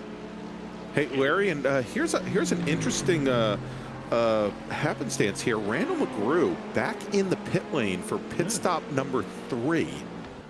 So not sure what exactly is happening here for him, but perhaps he didn't take the fuel fill, or perhaps he forgot to put tires on. We'll have to see here, as we're getting word now that there was another incident in the 333 car, Caleb Lavender, with the number 23 machine. Now, is that the incident that we saw a little bit earlier? Reeves. 23 is Reeves, so right. Possibly, yeah. And so you think about the way this is going. You got 5 cars in the class tonight. Arthur Chan's been involved in some incidents. Jennifer McDonald was given the drive-through for the jump in the start. Kristen Eisler had the off on lap 1 to put him, 20 seconds down from the field. Lavender then has his incident that he gets penalized for. McGrew was the only guy that hadn't really been an incident, but now he's on his 3rd stop. We don't really know why, and he's still in the pits, so there's something going on there, which is unfortunate. So it's almost like who wants to or who doesn't want to win this race for LMP2? Are we going to give the overall race to the GT3 winner? Well, at this point, Larry, I think the LMP2 field has lapped the GT3 field enough times that probably isn't going to happen. But I think they were coming by us so fast. I was like, you guys just went by. Why are you here again? Yeah, I was going to say, it was like every 2 laps or so. All right, coming down the pit lane. Witnesses. Coming down the pit lane now, Evan Peichel in that number 263 BMW for his first and probably only pit stop this evening, and I believe now he is the last of the GT3 drivers to take his required pit stop. We'll have to see where he comes out in comparison to Elvis Rankin. Again, the gap was about 20 seconds between the 2 drivers, and there's Rankin now coming down the front straight. Yeah, good shot there as Elvis goes on by, and again, his pace is just so strong tonight. And for Peichel, not much he can do, but he's looking to see where is Mike Dam, where is Tony Kernan, the next guys in line, and Travis Schwenke as well. Where are those guys, and how quickly can he come out in front of them once he's out of the pits, and see if he can come in with a podium finish tonight. But this pace of Elvis is just too strong.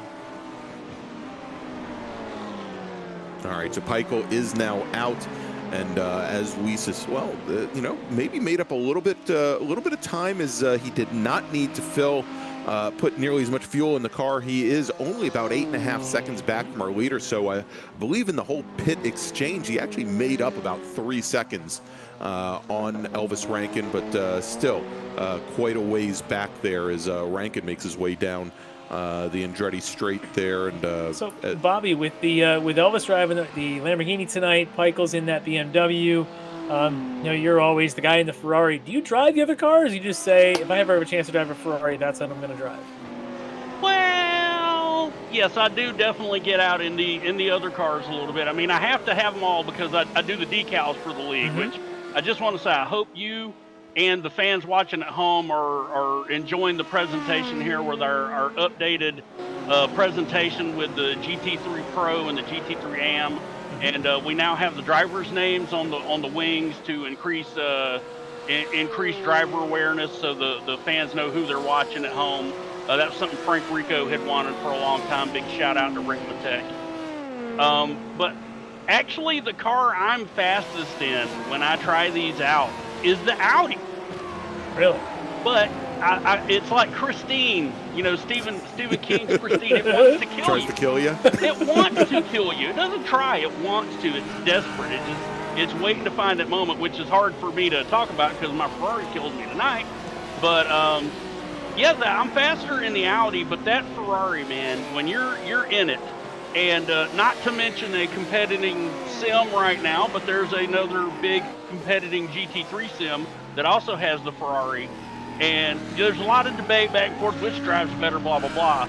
The iRacing Ferrari 488 GT3 sounds just so incredible. It just sounds like a race car when you're in it. It feels like a race car when you're in it. There's no other car on the service that, to me, is you get in it, you turn your Dolby surround up, you're in that car, and you're getting the backfire, the roar of the engine. It's an amazing feeling. So even though I'm a little slower in it than I might be in a different vehicle, I just love that 488 so much. And when it finally retires, I am going to weep like a baby. Yeah, I could definitely see that.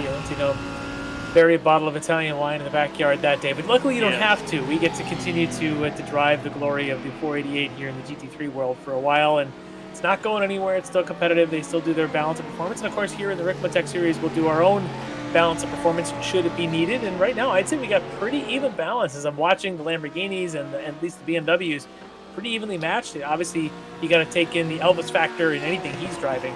For the rest of the humans in the race, it looks a pretty even field, so that's a really good, pretty good balance here in the GT3s. Yeah, I was racing Jeff Wills back there for a while in the Merc, and sometimes it's felt in the past like the Merc was just so fast on the straights that the Ferrari couldn't keep up with it, but everything just felt in tune. I kind of didn't have a very good setup for tonight. I can tell you that point blank. But the overall pace of the cars, I think is coming down to the drivers right now, understanding how to get that extra little tenth out of it from the way they drive it, from the way they set it up. I do think iRacing has achieved a really good balance with the GT3 field. Maybe with the exception of the Audi. It's really weird that, for a long time they had thrown a 10 kg ballast on the Audi and people quit driving it. Then they took the 10 kg back off 2 or 3 builds ago, and all of a sudden it was the dominant car in iRacing. And here in the last build, they put 10 kilograms back on it, and no one's driving it again. So amazing how that little bit can make such differences. Yes, it's crazy. The 10 kilogram curse on the Audi, it's crazy. So quick race update. It does look like Caleb Lavender assigned another penalty, this time a 5-second post-race penalty for avoidable contact. So again, Lavender's race has gone from bad to worse, it seems. He's currently in second. That penalty probably right now would continue to leave him in second, but he does have to consider that coming to the end of the race, he does have another penalty to be tacked on, as Christian Eisler has got a pretty good lead now of 3.5 seconds or so over Lavender, and then 5 more seconds coming. Add that 5 seconds, which would still add that 5 seconds in now, and Lavender still with about a 20-second advantage over Jennifer McDonald in the battle for second. Here in LMP2 as we watch McDonald trying to clear her way around some of these drivers. I should also mention that it looks as though Arthur Chan was, much like he was our first driver in for his first pit stop in LMP2, he's our first driver in for his second stop as well, still sitting back in 4th position. And that is still about 36 seconds back from Jennifer McDonald. Actually, I believe... Actually, we're showing now, only a second back. Let me double check that. Yeah, actually, only a second back from Jennifer McDonald. Yeah, it depends on when they come out of the pits. There's always kind of a bit of a timing lag in there. But, Jennifer, other than the penalty, and she's had otherwise some minor issues here, but she's running a pretty solid race here in a pretty good position to be in third. And whoever never know, with another 14 minutes to go in the race, anything can happen. We've seen a lot of things going on. But in the GT3 AMs, again, I know that the ticker on the side there has got Saunders in the lead. I think it's actually Bell and then Wills and then Lorente are your top 3. So Julian Bell having himself a pretty solid night. And there's, by the way, Bobby, great graphics on his car tonight. I don't know if you did that one or not, but that's a pretty sweet one there on Julian Bell's Porsche. Oh no, that's Graphite Racing did their own livery. As far as what the league does is, of course, we put together the GT Pro and GT Am decals that are on the cars. The number plates, the Ricmotech branding, all that. But these painters are doing fantastic work. That geodesic paint for Evan Peichel, the Apex Racing paint for Elvis Rankin. I mean, we got a lot of really sharp-looking cars out there, and that's all these teens. It's they're doing great work. Yeah, they are. And so for Bell, he's got a pretty sweet paint gig, and he's also got a pretty good performance going on so far tonight. I believe he is leading our AM race there, and Jeff Wills in that Mercedes currently in second in that class. And he had an early spin right in front of me. I pulled an intimidator on him and finally got him to go around. Speaking of a spin, going around and is that's the number Bell 16 right into of him as Schwenke. And Bell just lightly T-bones him going into 3 and nowhere to go as Schwenke come to rest right in the middle of that corner. And so for Bell, I was just talking about him, the commentator's curse, leading in the AM class, slows down a little bit, still has that lead there, but it's going to be in jeopardy now. Take a look at the replay here, Larry, as they come out of turn 2, start to make their way up the hill, and you can see the rear end of that number 16 just walks around on Travis Schwenke, and then getting into the back is the number 20, or getting into the T-boning him is the number 23, actually, of Ryan Reeves. That got into him, then had to continue, and I think Bell was following along afterwards. You're right, that is Reeves, not Bell there, and but still, yeah, tough for him. And Schwenke, I think he's called the toe as he did the full barrel roll in his Porsche 911. And that's going to probably end his night. That's unfortunate because he had a pretty good run. We were talking about him earlier. He'd gotten his way up into 3rd, and now, unfortunately, it looks like his night may be done as Elvis is coming up onto the back of the 74 of Jeff Wills. Yeah, Larry, and as we've got just about a little bit over 10 minutes remaining here in this 75-minute race, let's quickly go and reset the field with Christian Eisler, who was our pole sitter tonight. He's now worked his way back up to the lead in LMP2. Jennifer McDonald running in 2nd, Arthur Chan 3rd, Caleb Lavender, and we were wondering, we thought Lavender, even taking that 2nd penalty, Larry, might be able to withstand the gap back to Jennifer McDonald. I don't know if that is the case. Well, he has taken his pit stop, although it says he's out now. But yeah, exactly. Yeah, well, we'll have to see what happens when McDonald takes her pit stop. In GT3 Pro, Elvis Rankin, your leader, with Evan Peichel, Mike Dam, Tony Kernan, your top 4. And then if we go and take a look at GT3 AM. Yeah. Lavender has disconnected. Yeah. His race is over. So he will definitely not be finishing any higher than 4th. As we had already seen, I think it was McGrew has been in the pits for the last, half an hour. So he might be finishing technically ahead of McGrew, but that's a rough way for the pole sitter in the class to end his night. All right, so let's take a look now at GT3 AM, where we have, I believe, Julian Bell currently is your leader in the Graphite Racing Porsche. Then we've got Jeff Wills, Eduardo Lorente, your top 3, with Russ Ruddock and Steve Daniel rounding out the top 5. And again, just about 10 minutes remaining. And I just mentioned, I thought that I said Lavender was our pole sitter. I believe it was actually with Christian Eisler was our pole sitter tonight. Yes, he was. And he's actually out in the front of this field. Still has to make, we believe, one more pit stop, unless he can somehow go on fumes to the end.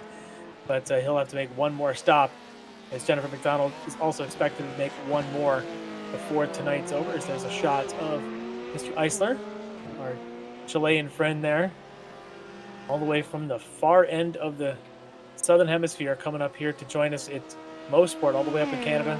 Really cool. This has really turned into a global league, as obviously we've got a lot of drivers from the U.S. and Canada in the league. Really great to see some coming in from further away in other places like Chile.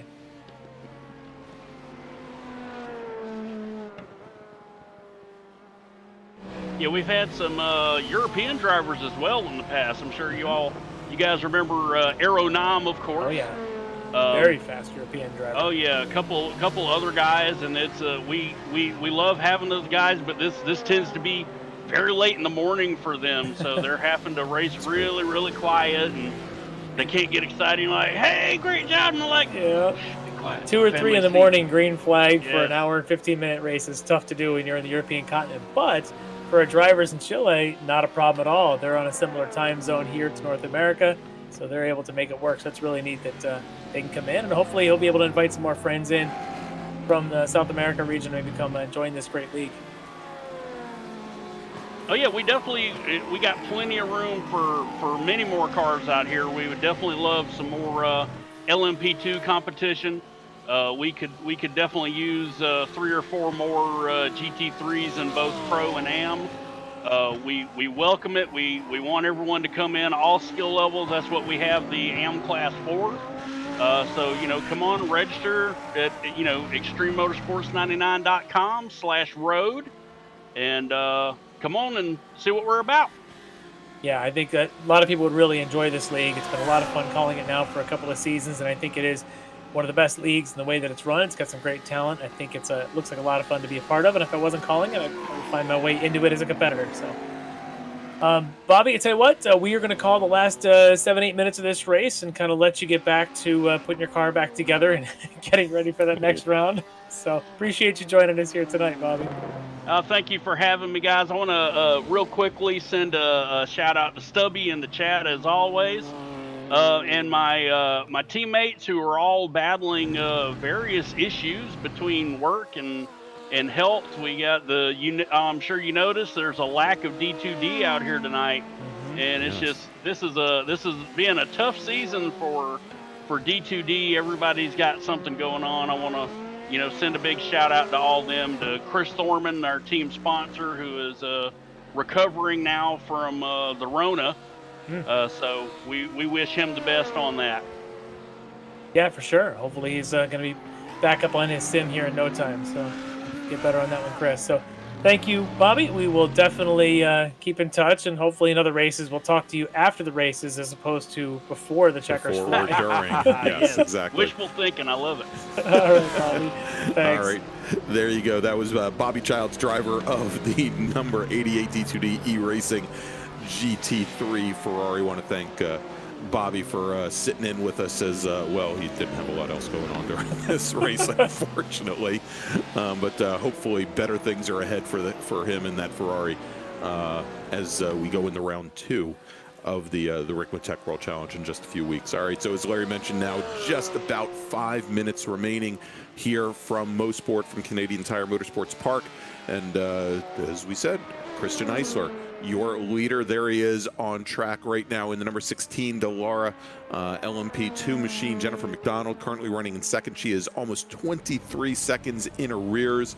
So Eisler opening up a very good advantage now. We have not seen a second pit stop from either he nor Jennifer McDonald, so we'll have to see if they can make it last the last 5 minutes or so. And if either of these drivers does come in for a pit stop, we would suspect that they probably will have to get a splash before this race ends. Elvis Rankin now with a pretty substantial advantage, has opened things up. It was 8 seconds, I believe, when Evan Peichel finished up his pit stop. Rankin has now expanded things out to just a little bit under 14 seconds, with Mike Dam and Tony Kernan running third and fourth. And those then times of Rankin, though, he's just putting down 17s, even cracking a 16. We were on lap 53. These are 53-year-old tires. 53, not lap. 53-year-old tires. 53 lap old tires, and he's still clicking off times in the high 16s, low 70s. Just an amazing pace for what he's done. And he's had a lot, and since his pit stop, he's actually had quite a bit of luck here. With a lot of open track, not a lot of pressure. Hasn't really had to take any evasive action other than, the random LMP2 car that comes through every couple of laps. But he's had a pretty easy run of it since the pit stops here. And whereas Evan Peichel actually not so much. He's had a lot of traffic to work through. So here, and there's Peichel in the number 263 BMW M4 is our overall leader, works on by. But I think in the end, though, Evan, and we spoke to Evan before the race started here, and want to thank him once again for jumping on with us pre-race. He's had, I think, he'll put this down as being a rather successful outing for him. So far, so good. With just about 4 minutes to go, probably about maybe 3-4 laps on that, and we'll see if he can bring it home and get himself a podium here in the first round. All right, and if we look at GT3 AM, Larry, so we're pretty sure now that Julian Bell is your leader in GT3 AM. Is that correct? Looks like it is, yes. And he should be your leader in there with Mr. Wills in second. In second in the Mercedes, and then Eduardo Lorente, one of our, I believe, our only remaining Ferrari on course. He is currently running third in the number 9 machine, with Russ Ruddock fourth. and Steve Daniel 5th. There's the black Ferrari. He's out there flying around in that Ferrari. A nice quiet night, and hopefully for him, he's a couple more laps away, and he'll have himself a podium here in the AM class of the GT3s. He's only a couple seconds behind Jeff Wills. Yeah, I was just going to say, Jeff Wills, we saw him going in the corner just ahead of him. And last couple of laps, Llorente's actually, I think, been running it considerably faster, almost 3/4 of a second a lap faster. Actually, there you go. There's the breakdown on screen.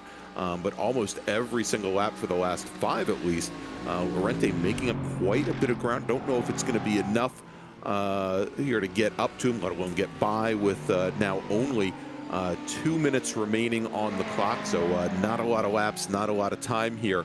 But I'm sure Llorente is going to make a run at it there, and we can see just a couple cars ahead is Jeff Wills in that Mercedes. But you know, the other issue there is Llorente is going to have to get by. He's going to have to get by the machine just ahead of him in order. Yeah, to Alexandros Theologos, I think, is that black Lamborghini in between them, and that's, I think, should be a lapped car. Yeah, Mr. Theologos. That obviously then Llorente is going to have to get himself around one Italian mid-engine sports car to another. He's going to have to make his way by him to have a shot at catching that AMG up in front of them of Jeff Wills. The drivers talking to each other. I get a little chatter in my ear, so I think that's one of those like, hey, come, go by as soon as we come out of the corner, and maybe he's going to get a little draft to get a better run down the Andretti straight. The time is running out now, just about a minute or so to go. So depending on where Mr. Christian Eisler is, that'll end up determining whether white flag comes out now or next time by. Here we go. Let's pick up our leader as he comes out of the final corner onto the front straight, and as he crosses the stripe, there is the white flag in the air. And so now Christian Elvis Eisler Rankin is right behind him, in fact, on track.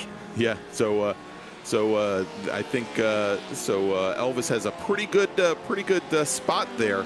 And now knows exactly if he's going to have to worry about getting lapped or not by our leader, and he doesn't.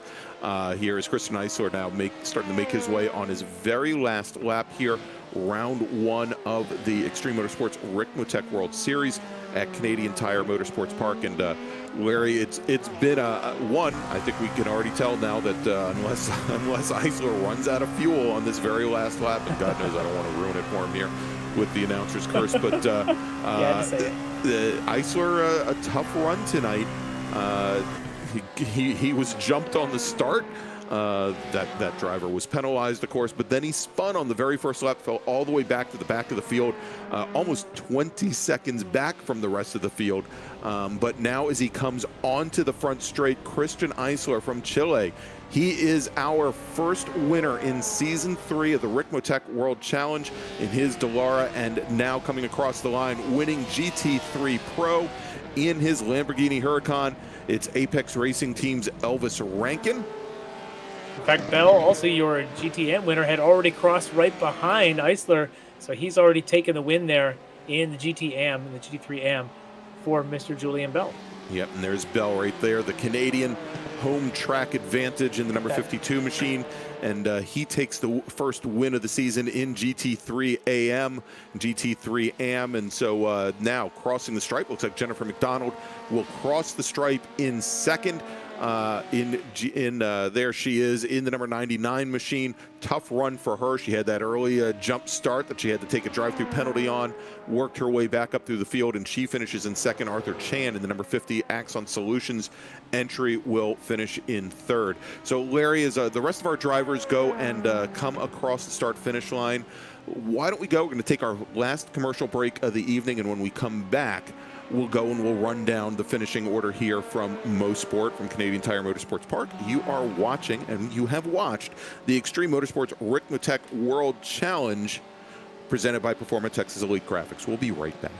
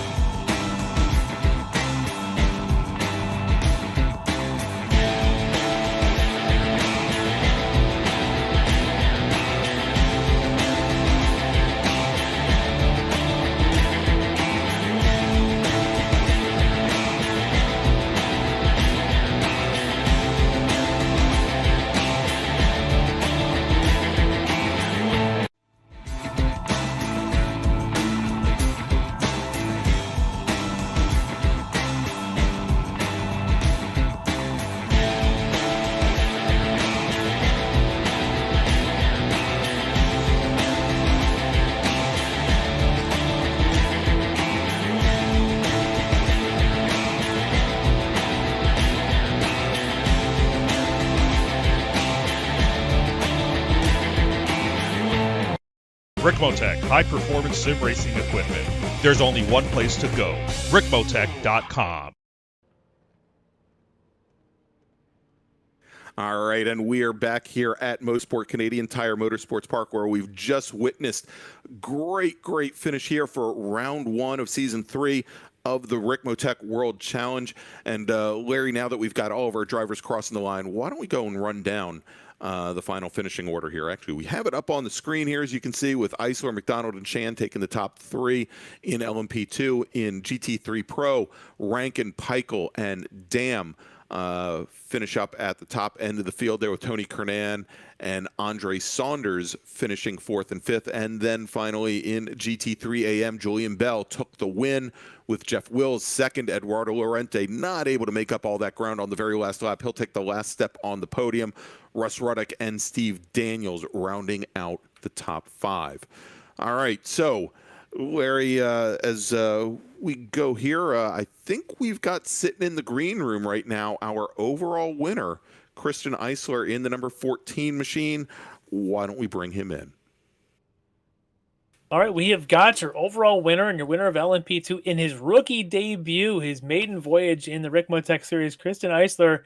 Christian, all the way from Chile tonight. What a great performance. Walk me through a little bit of your introduction here to the Ricmotech Series. Oh, I think he's on mute. We're going to unmute him. Give us a second here. Hi.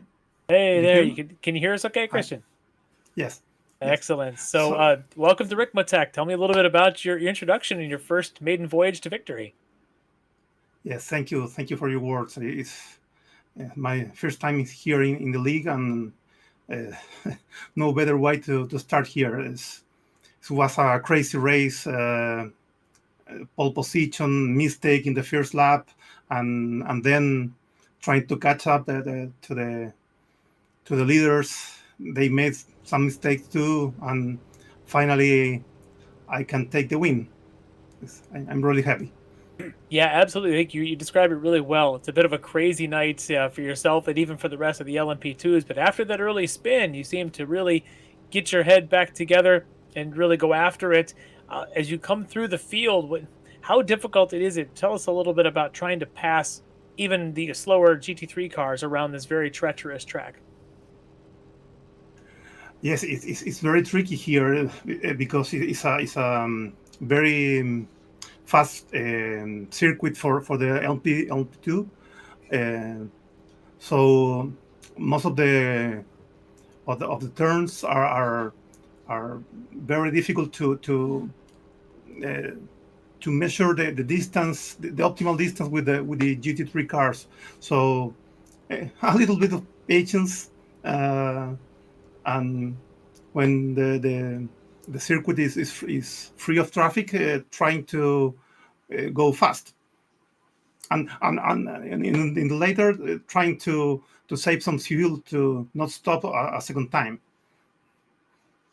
Yeah, you seem to do that very well. In fact, we were expecting that you would have to come again, but you went right on to the race with the one stop. So a good job of being able to save the fuel right up to the end of the race and manage to get it across without that second stop, and really that might have helped you along to that victory. So a great race, a great night for you, your maiden voyage here in the Ricmotech Series, and hopefully we're going to see you a lot this season. Is there anybody you want to thank for the victory you've got tonight? Thank you for your words, and see you the rest of the season. All right. Thank you, Christian. All right, there you go. That was Christian Eisler, our overall winner tonight in the number 14 Punto Cielo Racing machine, all the way from Santiago, Chile. Larry, next up, we're going to bring in Elvis Rankin, our winner tonight in the number 1 Apex Racing Team Lamborghini. Here he is. All right, here with our winner of the GT3 Pro class tonight, Elvis. Again, you're on mute, so make sure you get yourself unmuted. Glad to have you back. We'd missed you for a couple of weeks in some of the other series, so really happy to have you back here. And what a great way to kick off this season here in GT3.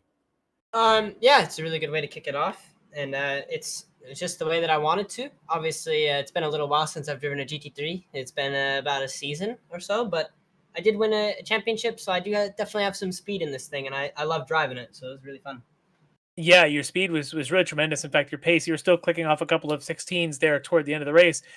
Tires not going away in this car. It just kept getting faster and faster, it seemed, over the course of the 75 minutes for you. Nah, it's a superset.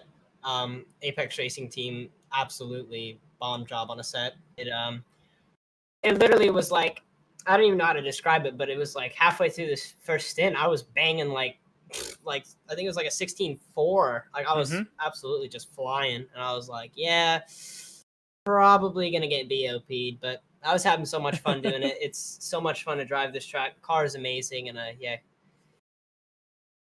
Yeah, your pace was pretty strong tonight, but for the early part of the race, you had some pretty tough competition there. I know Evan Peichel gave you a pretty good push there, maybe even with some of that LMP2 cars kind of getting through, but you had him. You, of course, had Mike Dam. Even Andre Saunders in there for a while. These guys look like they might be a bit of a challenge for you as the season goes on. Yeah, we'll have to see how things turn out with the BOP, and I know that I have the pace like last season. It's just down to the BOP and what car is better at what track. So it's kind of at this point I know I have the pace. It's not in my hands anymore. Well, your hands were fast and very clean here tonight. A great run for you to get that victory. So, Elvis, who do you want to thank tonight for your maiden victory here this season? Yeah, for sure. Want to thank Apex Racing Team, everything that the guys have done for me over there, providing the big superset tonight. I just give a big shout out to Kevin Ellis Jr., Zach Campbell, Jamie Fluke, Maxime Briant, all of those guys putting together this mega set. I did not know if it was going to work, but I definitely found something that I felt very, very comfortable with over a distance and over a short run speed and consistent throughout the whole run, like I said. But of course, I want to thank our team sponsors. So SDK Gaming, Apex Racing Academy, Virtual Racing School, and Simputers. Thank you to those guys for just keeping all of our cars on the track. And of course, our team owner, Alex Simpson. Thank you to him. I want to thank my mom, my dad, my grandma, my grandpa, and thank you to those guys so much for supporting me on and off the track and everything. And I want to thank, of course, Extreme 99 for everything that they do for the league. Of course, Ricmotech, Frank, and then the admins, of course, Kevin, Jeff, Ryan. Thank you to those guys so much. Actually, and Russ Ruddock and Bobby Childs as well for putting all this stuff together with the paints and the scoring software. Thank you so much to them. And yeah, of course, you guys at Apex Racing TV for doing an amazing job broadcasting as always. I appreciate the nice words, and your whole team, I'm sure, is a big, strong supporter of you, and they're looking forward to a lot of these kind of performances throughout this season. So good luck in the next round, and I'm sure we'll see you then next time setting the standard for them all to chase. Yeah, cheers, guys. All right, thanks, Elvis. All right, there you go. That was Elvis Rankin, driver of the number 1 Apex Racing Team Lamborghini, tonight's GT3 Pro winner. And now, finally, Larry, let's bring in Julian Bell, our winner in GT3 AM. All right, so we've got the winner of the GT3M with us tonight, Julian Bell. And Julian, it's a crazy night out there on this track, maybe a home track for you, the Canadian here from Mosport. Tell me a little bit about your evening. Yeah, I guess it is my home track, only about an hour away. It was a good night. It was a lot of fun. It's been a while since I've been in the car for a race this long, which isn't even too long. But yeah, my teammate that's also racing tonight told me about the series and joined it and spent the week getting some solid practice in, and I guess it's a good turnout for the first race of the season, that's for sure. Yeah, the practice definitely paid off tonight. I think being able to kind of be in there consistently, but wasn't without a whole lot of activity because it seemed to be a bit crazy out there at times between whether it be cars spinning and going off, people kind of throwing their races away. Did you have any issues like that, or were you just trying to steer clear of a lot of the folks who are going off and collecting grass out in front of you? Yeah, it's funny. I had passed a couple, and I was thinking freebies as I was driving along, and of course, a few laps later, I have a small lapse in concentration and toss it off and turn to myself. So easy to do, but especially when you have little lapses like that. Fortunately, I was able to control it relatively well. It still kind of touched the wall, but was able to get it out, and that was my cue to kind of get into the pits and rest my brain for a second, get back out, and then just try to chip back to see what I could do, and it turned out all right. Yeah, it definitely did, and allowed you to kind of quickly recover and get back out and finish the race strong and taking the win there in the SAM class. And in a couple weeks at our next round, not too far away from you either, going to be a Belle Isle over Detroit. Just got to get across the Ambassador Bridge and come play in Detroit that next round. So got to start out in your part of the world. It's not always so bad. But with this victory tonight, anybody you want to thank for your performance? Yeah, my brother helps us with the setups. He did a very good job at this one, and so he's already working on the next one. So big shout out to him for that. My teammate Ryan for the practice and the help in practice throughout the week. And you guys, thanks for doing a good job with the broadcast. Looking forward to watching it, and of course all the admin to the series too. It was a lot of fun today. They're really on top of things. It seems like with the in-race penalties and everything. So really looking forward to the rest. Yeah, we are too. I think this is going to be an exciting season here in the World Challenge. So congratulations for the win tonight. We'll definitely see you in the next round. Awesome. Thank you. Have a good night, guys. All right, there you go. That was Julian Bell, driver of the number 52 Graphite Racing Porsche 911, our first winner of the season in GT3 AM. And, Larry, we talked to him before the race, so maybe a good bookend. Let's bring in Evan Peichel, the driver of the number 263 BMW, came in second tonight in GT3 Pro.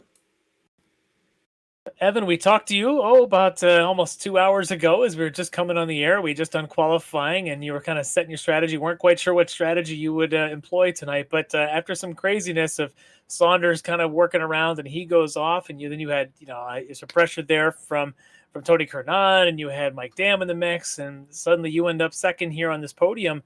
How'd that night actually play out? Was that part of the plan that you weren't sure was going to go? Well, it was definitely a crazy race. So I wasn't too worried about them being in front of me because I knew they could hold really good pace compared to Elvis as well, and I could just feel safe behind them. So when they passed me, I just kind of tucked behind them and feel saved. But I ended up losing Elvis just more than I wanted to because he's crazy fast.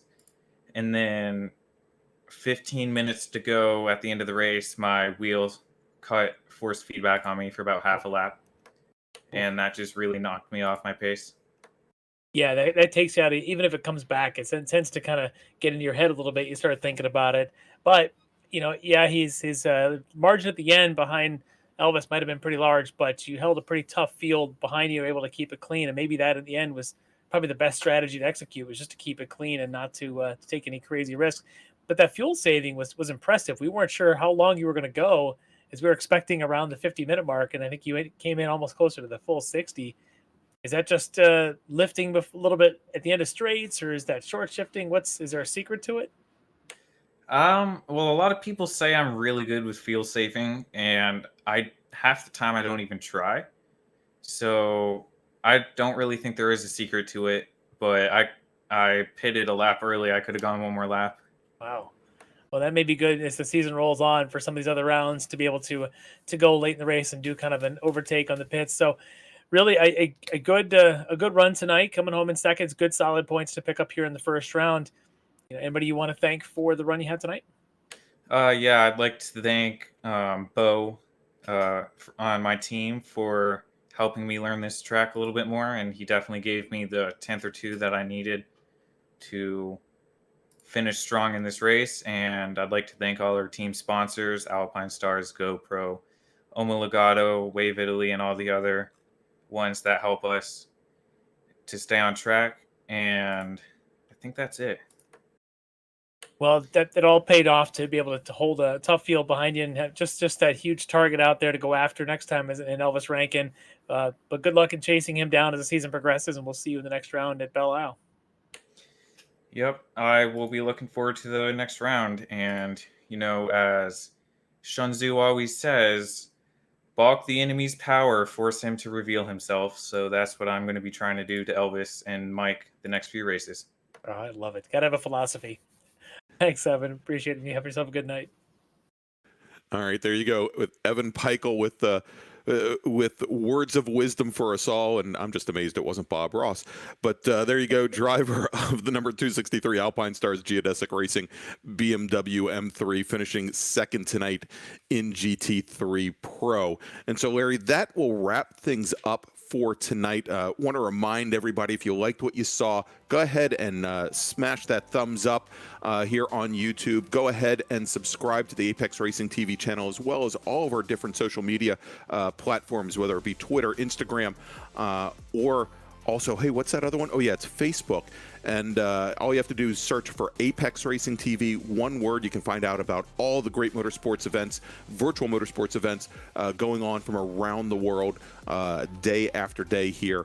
And we, of course, would really appreciate it. So, Larry, why don't we take a look at what we have coming up on the schedule here. And if it's Monday night, it's Ricmotech.